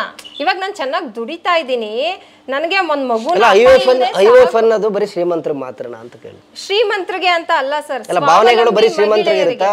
ಬಡವರ ಹೆಣ್ಮಕ್ಳಿಗೆ ಇರಲ್ಲ. ಭಾವನೆ ಬಗ್ಗೆ ಮಾತಾಡ್ತಾ ಇಲ್ಲ, ಭಾವನೆ ಬಗ್ಗೆ ಮಾತಾಡ್ತಿಲ್ಲ, ಭಾವನೆಗಳ ಬಗ್ಗೆ ಮಾತಾಡ್ತಾ. ಅದೇ ನಾನು ಭಾವನೆಗಳ ಬಗ್ಗೆನೂ ಮಾತಾಡ್ತಾ ಇಲ್ಲ ಸರ್. ಈಗ ಭಾವನೆಗಳು ಯಾವಾಗ ನಮ್ಗೆ ಹೇಗ್ ಬರುತ್ತೆ ಅಂತ ನನ್ನ ಪ್ರಶ್ನೆ ಇಷ್ಟ ಮೇಡಮ್. ಇಷ್ಟೊಂದು ಸಬ್ಸಿಡಿ ಇದೆ, BPL ಕಾರ್ಡ್ ಇದೆ, ಕ್ಷೀರ ಭಾಗ್ಯ ಇದೆ, ಅನ್ನ ಭಾಗ್ಯ ಇದೆ, ಗ್ಯಾರಂಟಿ ಕೊಟ್ಟಿದ್ದಾರೆ, ಶಕ್ತಿ ಯೋಜನೆ ಕೊಟ್ಟಿದ್ದಾರೆ. IVF ಭಾಗ್ಯನೂ ಕೊಡ್ಬೇಕಂತ ಅನ್ಸಿದ್ಯಾ ಬಡವರ ಹೆಣ್ಮಕ್ಳಿಗೆ? ಖಂಡಿತ ಕೊಟ್ರೆ ಒಳ್ಳೇದು. ಕೊಟ್ರೆ ಅವಶ್ಯಕತೆ ಇರೋರು ಅದನ್ನ ಯುಟಿಲೈಸ್ ಮಾಡ್ಕೋತಾರೆ. ಯಾಕೆ ಅಂತಂದ್ರೆ ಇದು ದುಡ್ಡಿನ ಪ್ರಶ್ನೆ. ಅಥವಾ ಹಂಗಾದ್ರೆ ಒಂಟಿಯಾಗಿರೋ ಮಹಿಳೆಯರು ದುಡ್ಡಿಲ್ಲ ಅಂದಾಗ ಒಂಟಿಯಾಗೆ ಸಾಯ್ಬೇಕಾ ಅಂತಂದ್ರೆ ಅದಕ್ಕೆ ನಾವು ಉತ್ತರ ಕೊಡಕ್ಕಾಗಲ್ಲ. ಅವ್ರ ಪರಿಸ್ಥಿತಿ ಅದು. ಬರ್ಬೇಕು, ಸರ್ಕಾರದಿಂದ ಸಬ್ಸಿಡಿ ಕೊಡ್ಬೇಕಂತ ಹೇಳ್ತೀರಾ ಸರ್? ಸಬ್ಸಿಡಿ ಕೊಡೋದು ಬೇರೆ. ಈಗ IVF ಅಟ್ಲೀಸ್ಟ್ ಅದ್ರ ಬಗ್ಗೆ ಅವೇರ್ನೆಸ್ ಮೂಡಿಸ್ಬೇಕು. ಇಂತಹ ಒಂದು ಬರೀ ಮಹಿಳೆ ಅಂದ್ರೆ ವಿವಾಹ ಆಗದೇನೆ ಮಕ್ಳು ಮಾಡ್ಕೊಳ್ಳೋರ್ಗಲ್ಲ, ದಂಪತಿಗಳಿಗೂ ತೊಂದರೆ ಇರೋ ಅಂತ ಎಷ್ಟೊಂದು ದಂಪತಿಗಳು ಈ IVF ನ ಅವರು ಒಂದು ಆ ಖರ್ಚನ್ನ ನಿಭಾಯಿಸ್ಲಿಕ್ಕೆ ಆಗದೇನೆ ಮಕ್ಕಳೇ ಬೇಡ ಅನ್ನೋ ನಿರ್ಧಾರಕ್ಕೂ ಬಂದಿರ್ತಾರೆ. ಎಷ್ಟೋ ಜನ ಅವ್ರಿಗೂ ಕೂಡ ಕೊಡಬೇಕು ಸರ್. ತುಂಬಾ ಜನ ನಾನು ನೋಡ್ತಿರ್ತೇನೆ ಮೇಡಮ್. ಯಾಕಂದ್ರೆ ತುಂಬಾ ಮಂಗಳ ಕಾರ್ಯಗಳಿಗೆ, ಶುಭ ಸಮಾರಂಭಗಳಿಗೆ ಒಂದಷ್ಟು ಜನ ಹೆಣ್ಮಕ್ಳುಗಳು ಹೋಗ್ಲಿಕ್ಕೆ ಹಿಂಜರಿತಾರೆ. ಕಾರಣ ಇಷ್ಟೇ, ಮದುವೆಯಾಗಿ 8 ವರ್ಷ ಆಗಿದೆ, 10 ವರ್ಷ ಆಗಿದೆ, ಮಗುವಾಗಿಲ್ಲ. ಸೊ ಆ ಹೆಣ್ಮಕ್ಳಲ್ಲಿ ಆ ಸಂಭ್ರಮಕ್ಕೆ ಹೋಗೋದು ಎಷ್ಟು ನರಕ ಅಂದ್ರೆ, ಅಲ್ಲಿ ಹೋದ್ರೆ ಫಸ್ಟ್ ಕ್ವಶನ್ ಎಷ್ಟು ಜನ ಮಕ್ಕಳು? ಹಂಗಲ್ಲ, ಯಾವಾಗ ಗುಡ್ ನ್ಯೂಸ್ ಕೊಡ್ತೀಯ ಅಂತ ಕೇಳ್ತಾರೆ. ಎಷ್ಟು ಜನ ಮಕ್ಳು ಕೇಳೋದು ಒಂದು ಮಗು ಆದ್ಮೇಲೆ. ಒಂದು ಮಗು ಆಗಿಲ್ದೇ ಇರೋರಿಗೆ ಆ ಬಂಜೆತನ ಕಾಡ್ತಿರುತ್ತೆ. ಹಳ್ಳಿ ಭಾಷೆಯಲ್ಲಿ ಬೇರೆ ಬೇರೆ ತರದ ಟೀಕಾ ಪ್ರಹಾರಗಳನ್ನೇ ಆ ಹೆಣ್ಮಕ್ಳು ಎದುರಿಸಬೇಕಾಗಿತ್ತು. ಬಟ್ ಈಗ ಒಂದು IVF ಮೆಥಡ್ ಇಂದ ಈ ತರದ ಟೀಕೆಯಿಂದ ಹೆಣ್ಮಕ್ಳು ಪಾರಾದ್ಲು ಅಂತ ಅನ್ಸುತ್ತೆ ನಿಮ್ಗೆ? ಖಂಡಿತ ಸರ್, ಅದನ್ನೇ ನಾನು ಹೇಳ್ತಾ ಇರೋದು. ಯಾವಾಗ ಮಹಿಳೆ, ಇವಾಗ ನೋಡಿ ನೀವೇ ಹೇಳ್ದಂಗೆ ಯಾವಾಗ ಮಗು ಮಾಡ್ಕೋತೀರಾ ಅಥವಾ ಗುಡ್ ನ್ಯೂಸ್ ಕೊಡ್ತೀರಾ ಅಂತ ಕೇಳ್ತಾರೆ ಹೊರತು ಆ ಪುರುಷನ್ ಯಾರು ಕೇಳಲ್ಲ ಹೆಚ್ಚಾಗಿ. ಅಥವಾ ಪುರುಷ ಯಾವುದೇ ಸಮಾರಂಭಗಳಿಗೆ ಹೋಗೋಕ್ಕೆ ಹೆಸಿಟೇಟ್ ಮಾಡ್ಕೊಳ್ಳಲ್ಲ. ಯಾಕೆ ಅಂದ್ರೆ ಅದು ಯಾವುದೋ ಒಂದ್ಮೇಲೆ ಇಂಪ್ಯಾಕ್ಟೇ ಆಗಲ್ಲ. ಇಲ್ಲಿ ಎಲ್ಲ ಆಗೋದು ಮಹಿಳೆಯ ಮೇಲೆ, ಆದ್ರೆ ಅದಕ್ಕೆ ಕಾರಣ ಆದವನು ಪುರುಷ ಅನ್ನೋದನ್ನೇ ನಮ್ಮ ಸಮಾಜ ಮರ್ತು ಬಿಟ್ಟಿರ್ತಾರೆ. ಇಲ್ಲೂ ಅದೇ ಆಗ್ತಾ ಇರೋದು. IVF ಅಲ್ಲಿ ಪುರುಷ ಬೇಕೇ ಬೇಕು, ಅಥವಾ ಆ ಒಂದು ಪ್ರಕ್ರಿಯೆಯಿಂದಾನೇ ಅವನ ಒಂದು ಅಂಡಾಣುವಿಂದಾನೇ ಮಗು ಆಗೋದು. ಆದ್ರೆ ಸಾಕ್ತೀನಿ ಅನ್ನೋ ಒಂದು ಸ್ಥೈರ್ಯ ಮಾತ್ರ ಅವಳದ್ದು. ಆದ್ರೆ ನೀವ್ ಯಾಕೆ ಅದನ್ನೇ ಒಪ್ಕೊಳಕ್ ರೆಡಿ ಇಲ್ಲ? ಇದು ನನ್ನ ಪ್ರಶ್ನೆ. ಅವರ ನಿರ್ಧಾರ ಸರಿನೋ ತಪ್ಪೋ ಅನ್ನೋದು ಸರ್, ಈಗ ಪ್ರತಿಯೊಂದೂ ಅವರವರ ಸ್ಥಾನದಲ್ಲಿ ನಿಂತಾಗ ಅದೆಲ್ಲವೂ ಸರಿನೇ ಆಗಿರುತ್ತೆ. ಓಕೆ ಮೇಡಮ್, ಈಗ ಭಾವನ ಅವ್ರಿಗೆ ತುಂಬ ಸಪೋರ್ಟ್ ಮಾಡಿದ್ರಿ. At A same time Sandalwood queen Ramya ಅವ್ರಿಗೆ ಅಖಾಡಕ್ಕೆ ಇಳಿದಿದ್ದಾರೆ. ದರ್ಶನ್ ಅವರು ಮತ್ತು ಅವರ ಫ್ಯಾನ್ಸ್ಗಳು ರಮ್ಯಾ ಅವ್ರ ಬಗ್ಗೆ ಆಗ್ತಿರೋ ಕಾಮೆಂಟ್ಗಳನ್ನ ನೋಡಿರ್ತೀರ. ಕಮಿಷನರ್ಗೆ ಕಂಪ್ಲೇಂಟ್ ಮಾಡಿದ್ದಾರೆ. ನಿಮ್ಮ ಸಪೋರ್ಟ್ ರಮ್ಯಾ ಅವ್ರಿಗೆ ಇಲ್ವಾ? ಪ್ರತಿಯೊಂದು ಹೆಣ್ಣು ಮಗಳಿಗೂ ನನ್ನ ಸಪೋರ್ಟ್ ಇರುತ್ತೆ. ಅದು ಅವರ ಒಂದು ಬರೀ ನೀವು ಸ್ಯಾಂಡಲ್ವುಡ್ ಕ್ವೀನ್ ಅಂತ ಹೇಳಿಬಿಟ್ಟು ಅಥವಾ ರಮ್ಯಾ ಅವ್ರಿಗೆ ಆಗ್ತಿದೆ ಅಂತ ಹೇಳ್ತಿರಲ್ಲ, ಅದೇ ಇವತ್ತು ಎಷ್ಟೊಂದು ಪೋಕ್ಸೋ ಪ್ರಕರಣಗಳಾಗ್ತಾ ಇದೆ. ಇವತ್ತು ನೀವು ಎಷ್ಟು ಜನ ಇನ್ಕ್ಲೂಡಿಂಗ್ ಮೀಡಿಯಾ ಬಾಲಮಂದಿರಗಳಿಗೆ ಹೋಗ್ತೀರಾ, ಅಲ್ಲಿರೋ ಹೆಣ್ಮಕ್ಳ ಸಮಸ್ಯೆಗಳನ್ನ ನೋಡ್ತೀರಾ? ಡಿಸ್ಪ್ಲೇ ಮಾಡಂಗಿಲ್ಲ ಮೇಡಮ್, ಆಸ್ ಪರ್ ಮೀಡಿಯಾ ಮಾಡೋ ಹಂಗಿಲ್ಲ. ಆದ್ರೆ ನೀವು ಅದ್ರ ಬಗ್ಗೆ ಅವೇರ್ನೆಸ್ ಮೂಡಿಸ್ಬೋದು ಅಲ್ವಾ ಸರ್? ಎಷ್ಟು ಜನ ಮಾಡ್ತಾ ಇದ್ದಾರೆ? ಮಾಡಲ್ಲ. ಈಗ ಯಾವುದೋ ಈವನ್ ಭಾವನಾ ಅನ್ನೋ ಕಾರಣಕ್ಕೆ ಅಥವಾ ಅವರೊಬ್ರು ಸೆಲೆಬ್ರಿಟಿ ಅನ್ನೋ ವಿಷಯಕ್ಕೆ ಈ IVF ಇಷ್ಟೊಂದು ಒಂದು ಮುನ್ನೆಲೆಗೆ ಬಂತೆ ವಿನಃ, ಅದೇ ಯಾವುದೋ ಒಂದು ಸೆಲೆಬ್ರಿಟಿ ಅಲ್ಲದೆ ಇರೋ ಸಾಮಾನ್ಯ ಹೆಣ್ಣು ಮಗಳು ಮಾಡ್ಕೊಂಡಿದ್ದಿದ್ರೆ ಅದನ್ನ ಹೇಗೆ ನಮ್ಮ ಜನ ತಗೋತಾ ಇದ್ರು? ಇಷ್ಟೊಂದೆಲ್ಲ ತಲೆ ಕೆಡ್ಸ್ಕೊತಾ ಇರಲಿಲ್ಲ. ಆಮೇಲೆ ಕೆಲವ್ರು ಇನ್ನೊಂದು ಹೇಳ್ಬಿಡ್ತೀನಿ ಸರ್, ಇದ್ರಲ್ಲಿ ಏನು ಅಂದರೆ ಅವ್ರನ್ನ ಫಾಲೋ ಮಾಡ್ತಾರೆ. ಸೆಲೆಬ್ರಿಟಿ ಇವ್ರು ಏನು ಸಂದೇಶ ಕೊಡ್ತಿದ್ದಾರೆ ಅಂತ ನೀವು ಕೇಳ್ತಾ ಇದ್ದೀರಾ. ಅಲ್ಲ, ಇನ್ಫ್ಲೂಯೆನ್ಸ್ ಆಗುತ್ತಲ್ಲ ಮೇಡಮ್. ಅವ್ರು ನಡೆಸೋ ನಟನೆಗೂ ಅವ್ರು ಬದುಕುವಂತ ಜೀವನಕ್ಕೂ ಎರಡು ಕೂಡ ಟ್ಯಾಲಿ ಮಾಡ್ತಾರೆ. ಸಾಕಷ್ಟು ನೋಡಿ, ಹುಚ್ಚ ಫಿಲಂ ಬಂದಾಗ ತುಂಬಾ ಜನ ಸಿಗರೇಟ್ ಸೇದಿದ್ರು. ಬಂಗಾರದ ಮನುಷ್ಯ ಫಿಲಂ ಬಂದಾಗ ತುಂಬಾ ಜನ ಸಿಟಿಯಿಂದ ಹೋಗಿ ಭೂಮಿಯಲ್ಲಿ ಉಳುಮೆ ಮಾಡಿ ಮಾದರಿ ರೈತರಾದ್ರು. ಎರಡು ಕೂಡ ನಮ್ ಕಣ್ ಮುಂದೆ ಇದೆ. ಯಾಕಂದ್ರೆ ಒಬ್ಬ ಚಲನಚಿತ್ರ ನಟ ತೆರೆ ಮೇಲೆ ಯಾವ ರೀತಿಯ ಒಂದು ಸಂದೇಶವನ್ನ ಕೊಡ್ತಾನೆ, ತನ್ನ ವೈಯಕ್ತಿಕ ಜೀವನದಲ್ಲೂ ಹಾಗೆ ಇರಬೇಕು ಅಂತ ಹೇಳಿ ಅವರ ಫ್ಯಾನ್ಸ್ಗಳು ಈ ಸಮಾಜ ನೀಡ್ ಮಾಡುತ್ತೆ. So right or wrong? ಒಬ್ಬ ಒಂದ್ ಕೊಲೆ ಮಾಡಿದಾನೆ ಅಂತ ಹೇಳಿ ನಾನು ಎರಡು ಮಾಡ್ತೀನಿ ಅಂದ್ರೆ ಏನಿದೆ? ಅದನ್ನೇ ಹೇಳಕ್ ಬಂದಿದ್ದು ಸರ್. ಈಗ ಭಾವನ ಅವರು IVF ಮಾಡ್ಕೊಂಡಿದ್ದು ಇನ್ಫ್ಲೂಯೆನ್ಸ್ ಆಗುತ್ತೆ ಅನ್ನೋದು ಒಂದ್ ಕಡೆ ಆತಂಕ ಅಂತ ಹೇಳ್ತಿರೋರು, ಇವತ್ತು ಎಷ್ಟು ಜನ ಸೆಲೆಬ್ರಿಟಿಗಳು ಎರಡು ಮದುವೆ ಆಗಿಲ್ಲ. ಯಾಕೆ? ಅದು ಯಾವುದು ಅಫೆನ್ಸ್ ಅಂತಾನೆ ಅನ್ಸಿಲ್ಲ. After divorce, before divorce sir, even divorce ಆಗದೇನೆ ರಾಜಕಾರಣಿಗಳ ಸಮೇತ ಹೇಳ್ತೀನಿ, ಬಟ್ ಅದು ಸುಮ್ಮನೆ ಕಾಂಟ್ರವರ್ಸಿ ಆಗುತ್ತೆ. ರಾಜಕಾರಣಿಗಳು ಆಗಲ್ಲ, ಆಗಿದೆ, ಎರಡು ಮದುವೆ ಆಗಿದ್ದಾರೆ. ಆದ್ರೆ ಅದು ಯಾವುದು ಅಫೆನ್ಸ್ ಅಂತ ಆಗಲ್ಲ. ಯಾಕೆ ಅಂದ್ರೆ ಅಲ್ಲಿ ಅವರು ಕ್ವೆಶನ್ ಮಾಡಿಲ್ಲ. ಯಾವುದೇ ಒಂದು ಕ್ರಿಯೆ ಆಗ್ಲಿ ಸರ್, ಯಾವುದೇ ಒಂದು ಅಫೆನ್ಸ್ ಆಗ್ಲಿ, ಯಾವಾಗ ಅದನ್ನ ಪ್ರಶ್ನೆ ಮಾಡ್ತಾರೆ ಅಥವಾ ಯಾರು ಇದರಿಂದ ನನಗೆ ಹರ್ಟ್ ಆಯ್ತು ಅಂತಾರೆ, ಆಗ ಮಾತ್ರ ಅದು ಅಫೆನ್ಸ್ ಆಗೋದು. ಈಗ ಒಬ್ಬ ಗಂಡ ಇಬ್ರು ಹೆಂಡತಿನ ಮದುವೆ ಆಗಿರ್ತಾನೆ, ಅವ್ರಿಬ್ರು ಹೊಂದ್ಕೊಂಡು ಅವನ ಜೊತೆ ಇದ್ದಾಗ ಅದು ಅಫೆನ್ಸ್ ಅಲ್ಲ. ಅದೇ ಮೊದಲನೇ ಹೆಂಡತಿ ಅದನ್ನ ಪ್ರಶ್ನೆ ಮಾಡಿದ್ರೆ ವಿರೋಧಿಸಿದ್ರೆ ಅದು ಅಫೆನ್ಸ್ ಅಲ್ವಾ? ಇದು ನಿಮ್ಮ ಸೆಲೆಬ್ರಿಟಿಗಳು ನೀವೇನು ಹೇಳ್ತಾ ಇದ್ದೀರಲ್ಲ ಇಂಪ್ಯಾಕ್ಟು, ಇದು ಅದೇ ತರ. ನಿಮ್ಮ ಎಲ್ಲಾ ಸೆಲೆಬ್ರಿಟಿಗಳು ಕೂಡ ಏನು ಎಲ್ಲರೂ ಬರೀ ಹೀರೋಯಿಸಮ್ ಬರೀ ಅಲ್ಲಿ ತೋರಿಸ್ತಾ ಇದಾರಲ್ಲ, ಬರೀ ಅದೇ ಏನು ಇಂಪ್ಯಾಕ್ಟ್ ಆಗ್ತಾ ಇಲ್ಲ. ನೀವ್ ಹೇಳೋ ತರ ಸೆಲೆಬ್ರಿಟಿ ಏನೋ ಮೂವಿಲಿ ಆಕ್ಟ್ ಮಾಡೋದು ಇಂಪ್ಯಾಕ್ಟ್ ಆಗ್ಬಿಟ್ಟಿದ್ರೆ ಇವತ್ತು ನಮ್ಮ ಸೊಸೈಟಿಲಿ ಎಲ್ಲ ಹೀರೋಸೇ ಇರಬೇಕಿತ್ತು. ಬಟ್ ಹೀರೋಸ್ ಯಾರು ಇಲ್ಲ, ಎಲ್ಲ ವಿಲನ್ಸ್ ಇದ್ದಾರೆ. ಹಂಗಾದ್ರೆ ಆ ವಿಲನಿಸಮ್ ಇಂಪ್ಯಾಕ್ಟ್ ಆಗ್ತಿಲ್ವಾ? ಮತ್ತ್ಯಾಕೆ ಮೂವಿನ ಪ್ರಮೋಟ್ ಮಾಡ್ತೀರಾ ನೀವು? ಮತ್ತ್ಯಾಕೆ ಅದರಲ್ಲಿ ವಿಲನ್ಸ್ನ ತೋರಿಸ್ತೀರಾ? ಬೇಡ ಬಿಡಿ, ಅದು ನಮ್ಮ ಸೊಸೈಟಿಗೆ ಇಂಪ್ಯಾಕ್ಟ್ ಆಗುತ್ತೆ, ಜನ ಫಾಲೋ ಮಾಡ್ಬಿಡ್ತಾರೆ. ಸರ್, ಯಾರೋ ರಾಮ ರಾವಣ ಕಣ್ಣು ಮುಂದೆ ಬರ್ತಾರೆ ಮೇಡಮ್. ನೀವು ಹೇಳಿದಾಗ ಅದನ್ನೇ ರಾಮನೇ ಹೀರೋ, ರಾವಣನೇ ವಿಲನ್ ಅಂತ. ಮತ್ತೆ ಎಷ್ಟು ಜನ ರಾಮನ್ನ ಫಾಲೋ ಮಾಡ್ತಿದ್ದಾರೆ? ಮತ್ತೆ ಯಾಕೆ ರಾಮರಾಜ್ಯ ಆಗಿಲ್ಲ ನಮ್ಮ ಸೊಸೈಟಿ? ಇನ್ನೂ ರಾಮನ್ನು ನೋಡಿದೀವಿ, ರಾವಣನ್ನು ನೋಡಿದೀವಿ. ಇಂಪ್ಯಾಕ್ಟ್ ಆಗ್ಬೇಕಲ್ವಾ ನನಗೆ? ಮಹಾತ್ಮ ಗಾಂಧೀಜಿಯವರ ಕನಸು ಇನ್ನೂ ಈಡೇರಿಲ್ಲ. ಯಾವಾಗ ಮಧ್ಯರಾತ್ರಿ ಒಂದು ಮಹಿಳೆ ಏಕಾಂತವಾಗಿ ಮನೆಗೆ ಹೋಗ್ತಾಳೆ, ಅವಾಗ ರಾಮರಾಜ್ಯ. ಇವತ್ತು ಮಧ್ಯರಾತ್ರಿಲಿರ್ಲಿ, ಮಧ್ಯಾಹ್ನ 12 ಗಂಟೆಲೆ ಓಡಾಡಕ್ ಆಗ್ತಾ ಇಲ್ಲ. ಅದೆಲ್ಲ ಹಾಳಾಗೋಗ್ಲಿ. ಇವತ್ತು ಸ್ಕೂಲು ಕಾಲೇಜ್ಗಳಲ್ಲಿ ಏನು ಶಿಕ್ಷಕರು ಅಂದ್ರೆ ದೇವ್ರು ಅನ್ನೋ ಒಂದು ಸ್ಥಾನವನ್ನು ಕೊಟ್ಟಿದೀವಿ. ಆ ದೇವ್ರುಗಳೇ ದೆವ್ವಗಳ ತರ ಮಕ್ಕಳ ಮೇಲೆ ರೇಪ್ ಮಾಡ್ತಿದ್ದಾರೆ. ಯಾವ್ದು ಇಂಪ್ಯಾಕ್ಟ್ ಆಗುತ್ತೆ ಸರ್? ಪ್ರತಿಯೊಂದು ನಮ್ಮ ಮನಸ್ಥಿತಿ ಮೇಲಿದೆ. ಇಲ್ಲಿ ಯಾರೋ ಒಳ್ಳೇದನ್ನ ಹೇಳ್ಬಿಟ್ರೆ ಅಥವಾ ತೋರಿಸ್ಬಿಟ್ರೆ ಅದನ್ನ ತಗೋತೀವಿ ಅನ್ನೋದು ಭ್ರಮೆ. ಅದೆಲ್ಲ ಹೋಯ್ತು ಯಾವುದೋ ಕಾಲಕ್ಕೆ. ಇವತ್ತು ಒಂದು ವಿವೇಚನೆ ಇರಬೇಕು, ಅದನ್ನ ನಾವು ಹೇಳ್ಕೊಡ್ಬೇಕಾಗಿದೆ. ಆಮೇಲೆ ಅವರವರ ಪರಿಸ್ಥಿತಿಗೆ ತಕ್ಕಂತೆ ಅವರ ಜೀವನವನ್ನ ನಡೆಸೋ ದಾರಿಗಳನ್ನ ಕಂಡುಕೋತಾ ಇದ್ದಾರೆ. ಅದನ್ನ ಗೌರವಿಸಿ ಅಷ್ಟೇ. ನಾನು ಅಂದ್ರೆ ಪ್ರತಿಯೊಬ್ರು ಕೂಡ ತುಂಬಾ ಗ್ಲೋಬಲ್ ಆಗಿ ಯೋಚನೆ ಮಾಡಿ ಥಿಂಕ್ ಮಾಡ್ಬೇಕಂತನ. ಖಂಡಿತ ಸರ್, ವೈಡ್ ಆಂಗಲ್ ಅಲ್ಲಿ ನೋಡ್ಬೇಕು. ಪ್ರಾಕ್ಟಿಕಾಲಿಟಿ ಏನಿದೆ ಅದನ್ನ ನಾವು ಎಕ್ಸೆಪ್ಟ್ ಮಾಡ್ಕೊಬೇಕು. ನಾನು ಸನಾತನ ಧರ್ಮ ಇಟ್ಕೊಂಡು ಕುತ್ಕೋತೀನಿ, ನೀನ್ IVF ಮಾಡ್ಕೋಬೇಡ, ನೀನ್ ಮದ್ವೆನೇ ಆಗು, ಮಕ್ಕಳು ಅವನ ಜೊತೆನೆ ಮಾಡ್ಕೊಂಡ್ರೆ ಅವ್ನು ಸಾಕ್ಲಿಲ್ಲ ಅಂದ್ರೆ ನಾವು ನೀವು ಹೋಗಿ ಸಾಕ್ತೀವ ಇಲ್ವಲ್ಲ? ಮತ್ತೆ ಯಾಕೆ ಮಾಡ್ಕೋಬೇಕು? ಅಂದ್ರೆ ನೀವು ಸನಾತನ ಧರ್ಮದ ವಿರೋಧಿ ಅಲ್ಲ ಸರ್. ನಾನು ಬಗ್ಗೆ ಮಾತಾಡ್ತಿದ್ದೀನಿ ಸರ್. ಯಾವ ಧರ್ಮ ವಿರೋಧಿ ಅಲ್ಲ, ಜಾತಿ ವಿರೋಧಿ ಅಲ್ಲ, ಪುರುಷ ವಿರೋಧಿ ಅಲ್ಲ, ಮಹಿಳಾ ಪರನೂ ಅಲ್ಲ, ಮಹಿಳಾ ವಿರೋಧಿನೂ ಅಲ್ಲ. ಮತ್ತೆ ವಾಸ್ತವವನ್ನ ಒಪ್ಕೊಳ್ಳೋಳು, ವಾಸ್ತವದ ಜೊತೆ ಬದುಕಬೇಕು ಅನ್ನೋದನ್ನ ಹೇಳೋಳು, ನನ್ನ ಲೈಫಲ್ಲೂ ನಾನು ಅದನ್ನೇ ಫಾಲೋ ಮಾಡೋಳು ಅಷ್ಟೇ ಸರ್. ನಾನು ಪ್ರತಿಯೊಬ್ಬರಿಗೂ ಇದನ್ನೇ ಹೇಳೋದು. ಸರ್ ಇವಾಗ ಯಾವುದೋ ಒಬ್ಬ ರಾಜಕಾರಣಿ 2 ಮದುವೆ ಆದ ಅಂದ ತಕ್ಷಣ ಅವ್ನ ಫಾಲೋವರ್ಸ್ ಎಲ್ಲ 2 ಮದುವೆ ಆಗ್ಬಿಡ್ತಾರಾ? ಇಲ್ಲ. ಯಾವುದೋ ಒಬ್ಬ ರಾಜಕಾರಣಿ ದೇವ್ರ ಥರ ಬದುಕ್ತಾ ಅಂದಿದ ತಕ್ಷಣ ಅವ್ನ ಪಾರ್ಟಿಲಿರೋರು ಅವ್ನ ಫಾಲೋವರ್ಸ್ ಎಲ್ಲ ದೇವ್ರ ಥರ ಬದುಕ್ತಾರಾ? ಇಲ್ಲ. ಪ್ರತಿಯೊಂದೂ ಅವರವರ ಮನಸ್ಥಿತಿಗೆ ಬಿಟ್ಟಿದ್ದು, ಅವರ ಅನುಕೂಲಕ್ಕೆ ಮಾಡ್ಕೊಳ್ಳೋ ಅಂತಹದ್ದು. ನಮ್ಮ ಸಮಾಜದ ಸ್ವಾಸ್ಥ್ಯ ಕಾಪಾಡಲಿಕ್ಕೆ ನಮ್ದೊಂದು ಕಾನೂನು ಇದೆ. ಆ ಕಾನೂನು ನೆಲೆಗಟ್ಟಿನಲ್ಲಿ ನಾವು ಇರಬೇಕು ಅಷ್ಟೇ ನಾವು ಕೇಳೋದು. ನೀವು ಕಾನೂನು ಬಾಹಿರವಾಗಿ ಮಾಡಿದಾಗ ಖಂಡಿತ ಅದು ಎಂಥದ್ದೇ ಒಂದು ಘಟನೆ ಆಗಿದ್ರು ಎಲ್ಲರೂ ವಿರೋಧಿಸ್ತೀವಿ. ನೀವು ಕಾನೂನಿನ ಚೌಕಟ್ಟಿನ ಒಳಗೆ ನಿಮಗೆ ಬೇಕಾದಾಗೆ ನೀವು ಬದುಕ್ತೀರಾ ಅಂದ್ರೆ ನಾನು ಯಾಕೆ ಪ್ರಶ್ನೆ ಮಾಡಬೇಕು? ಅದು ನಿಮ್ಮ ಹಕ್ಕು, ನಿಮ್ಮ ಸ್ವಾತಂತ್ರ್ಯ. ರಾವಣ ಅವ್ರಿಗೂ ಒಂದು ದೇವಸ್ಥಾನ ಇದೆ ಮಳವಳ್ಳಿಲಿ. ಅದನ್ನೇ ಸರ್, ಅದನ್ನೇ ನಾನು ಹೇಳ್ತಿರೋದು. ಈಗ ಅವ್ರು ಮಾಡೋ ಕೆಲಸನ ಆರಾಧಿಸೋರು ಇದ್ದಾರೆ ಅಂದ್ರೆ ನಾನು ಬೇಡ ಅನ್ನಕ್ಕಾಗುತ್ತಾ? ಯಾರು? ಈಗ ರಾಮಂದು ವಿರೋಧಿಸ್ತಾರೆ, ಈಗ ಅವ್ರನ್ನೆಲ್ಲ ತಗೊಂಡೋಗಿ ಜೈಲ್ಗೆ ಹಾಕಕ್ಕಾಗುತ್ತಾ? ಇದು ವಾಸ್ತವ. ಅಂದ್ರೆ ultimately constitution is final. Yes sir, ಕಾನೂನು ಸಂವಿಧಾನ ಅನ್ನೋದೇ ಒಂದು ಇದು. ಈಗ ನಾನು ಆಗ್ಲೇ ಹೇಳ್ದಾಗೆ ಹಿಂದೆ ಅಪರಾಧ ಅಂತ ಇದ್ದಿದ್ದನ್ನ ಅಪರಾಧ ಅಲ್ಲ ಅಂತ ಸುಪ್ರೀಂ ಕೋರ್ಟೇ ತೀರ್ಮಾನ ಮಾಡಿದೆ. ಅನೈತಿಕ ಸಂಬಂಧ ಎಕ್ಸಾಂಪಲ್ ನಾನು ಹೇಳೋದಾದ್ರೆ ಸ್ವಲ್ಪ ಜನಕ್ಕೆ ಅರ್ಥ ಆಗೋ ಭಾಷೆಯಲ್ಲಿ ಹೇಳಿ ಮೇಡಮ್. ಸರ್, ಮುಂಚೆ ಅನೈತಿಕ ಸಂಬಂಧ ಇದ್ರೆ ಅದು ಒಂದು ಅಪರಾಧ ಅಂತ ಹೇಳ್ತು ಸುಪ್ರೀಂ ಕೋರ್ಟ್. ಆಮೇಲೆ ಹೇಳ್ತು ಅನೈತಿಕ ಸಂಬಂಧ ಅದೊಂದು ಅಪರಾಧ ಅಲ್ಲ, ಅದು ಒಪ್ಪಿತ ಸಂಬಂಧವಾಗಿದ್ರೆ ಅಂತ ಹೇಳ್ತು. ಅಂದ್ರೆ ನೀವ್ ಹೇಳ್ತಾ ಇರೋದು ಒಂದು ಮಹಿಳೆ ವಿವಾಹ ಆಗಿದ್ದು ಗಂಡನ ಜೊತೆ ಸಂಸಾರ ಮಾಡ್ತಾ ಇದ್ರು ಕೂಡ ಇನ್ನೊಂದು ಪರಪುರುಷನೊಂದಿಗೆ, ಅಥವಾ ಒಂದು ಪುರುಷ ಒಂದು ಮಹಿಳೆ ಜೊತೆ ಮದುವೆ ಆಗಿದ್ದು ಮತ್ತೊಂದು ಪರ ಮಹಿಳೆಯೊಂದಿಗೆ ಸಂಬಂಧ ಇಟ್ಕೊಂಡ್ರೆ ಅದು ಇಲ್ಲಿಗಲ್ ಅಲ್ಲ, ಅದು ಅಪರಾಧ ಅಲ್ಲ. ಆದ್ರೆ ಹಿಂದೆ ಅದು ಅಪರಾಧ ಆಗಿತ್ತು. ಯಾಕೆ ಸುಪ್ರೀಂ ಕೋರ್ಟ್ ಈ ಡಿಸಿಷನ್ ಅನ್ನ ಕೊಡ್ತು ಅಂದ್ರೆ, ಈ ಸುಪ್ರೀಂ ಕೋರ್ಟ್ ಡಿಸಿಷನ್ ಬಂದಾಗ್ಲೂ ಸಾವಿರಾರು ಪರ ವಿರೋಧ ಚರ್ಚೆಗಳೆಲ್ಲ ಆಯ್ತು, ನಮಗೂ ನಿಮಗೂ ಗೊತ್ತಿದೆ. ಯಾಕೆ ಅಂತಂದ್ರೆ, ಯಾಕೆ ಈಗ ಬಂತು ಅಂದ್ರೆ ಪರಿಸ್ಥಿತಿ ಚೇಂಜ್ ಆಗಿದೆ, ನಮ್ಮ ಸೊಸೈಟಿ ಚೇಂಜ್ ಆಗಿದೆ, ಕಾಲ ಬದಲಾಗಿದೆ. ನಾನು ಇದನ್ನೇ ಇಟ್ಕೊಂಡು ಕುತ್ಕೋತೀನಿ ಅಂದ್ರೆ ಅದು ಆಗದೆ ಇರೋ ಕತೆ. ಸೊ ಹಂಗಾಗಿ ಪರಿವರ್ತನೆ ಅನ್ನೋದು ಜಗದ ನಿಯಮ ಸರ್. ಅಂದ್ರೆ ಎಲ್ಲಿಗೆ ಹೇಳಕ್ ಕೊಟ್ರಿ ಗೀತಾ ಮೇಡಮ್ ಅಂದ್ರೆ, ಎಲ್ಲೋ ಒಂದ್ ಕಡೆ ಮಂಟೇಸ್ವಾಮಿ ಅವರ ಕಾಲಜ್ಞಾನ ಅಕ್ಷರ ಸಹ ಜಾರಿಗೆ ಬರ್ತಾ ಇದೆ. ದೇವ್ರು ಇದಾನೆ ಅಂದ್ರೆ ಇದಾನೆ ಸರ್, ದೇವ್ರ ಇಲ್ಲ ಅಂದ್ರೆ ಇಲ್ಲ. ಕಾಲಜ್ಞಾನದ ಬಗ್ಗೆ ಮಾತಾಡ್ತಾ ಕಾಲಜ್ಞಾನ ಕೇಳಿದ್ರ ಮೇಡಮ್ ನಿಮ್ಮ ಮಂಟೇಸ್ವಾಮಿ ಅವರ ಕಾಲಜ್ಞಾನದ? ಸರ್ ಅದೇ ನಾನು ಕೇಳಿದೀನಿ, ಅದೇನೋ ಮಗಳಿಗೆ ಗಂಡ ಅದೇನೋ ಬರುತ್ತಲ್ಲ ಅದು ಅದನ್ನೇ ನಾನು ಹೇಳ್ತಿರೋದು. ಅದೇ ಪರಿವರ್ತನೆ ಅನ್ನೋದು ಜಗದ ನಿಯಮ. ಈಗ ಯಾರು ತಡೆಯಕ್ಕಾಗಲ್ಲ, ಯಾರು ತಡೆಯಕ್ಕಾಗಲ್ಲ ಸರ್. ನಾನು ನೀವು ಬಂದ್ಬಿಟ್ಟು ಅದೇ ಹಿಂಗೇನಾದ್ರೂ ಒಂದು ಪ್ರೋಗ್ರಾಮ್ ಮಾಡ್ಬೋದು ಅಷ್ಟೇ, ಅದ್ಬಿಟ್ಟು ಇನ್ನೇನು ಅವೇರ್ನೆಸ್ ಕೊಡ್ಬೋದು ಡೆಫಿನೆಟ್ಲಿ.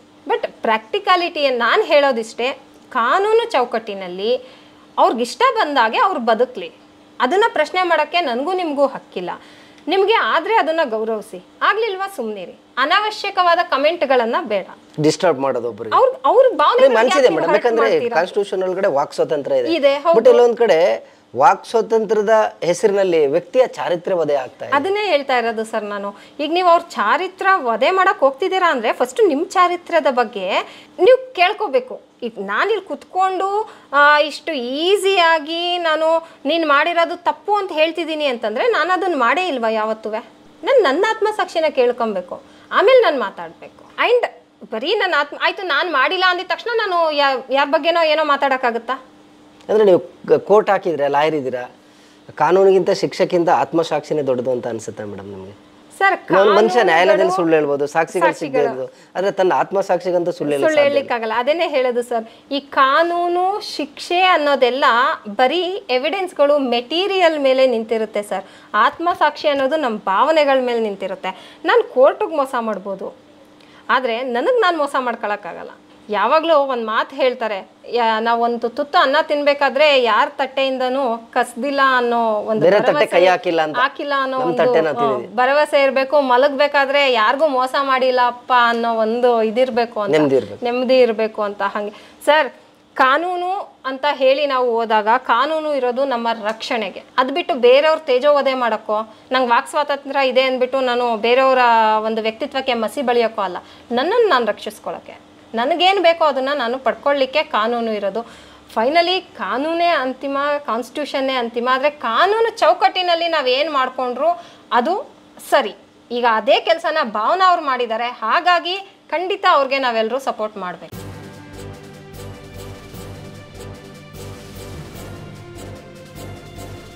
ಇದು ಮಾನವೀಯ ಸಂದೇಶದ ಜನವಾಹಿನಿ.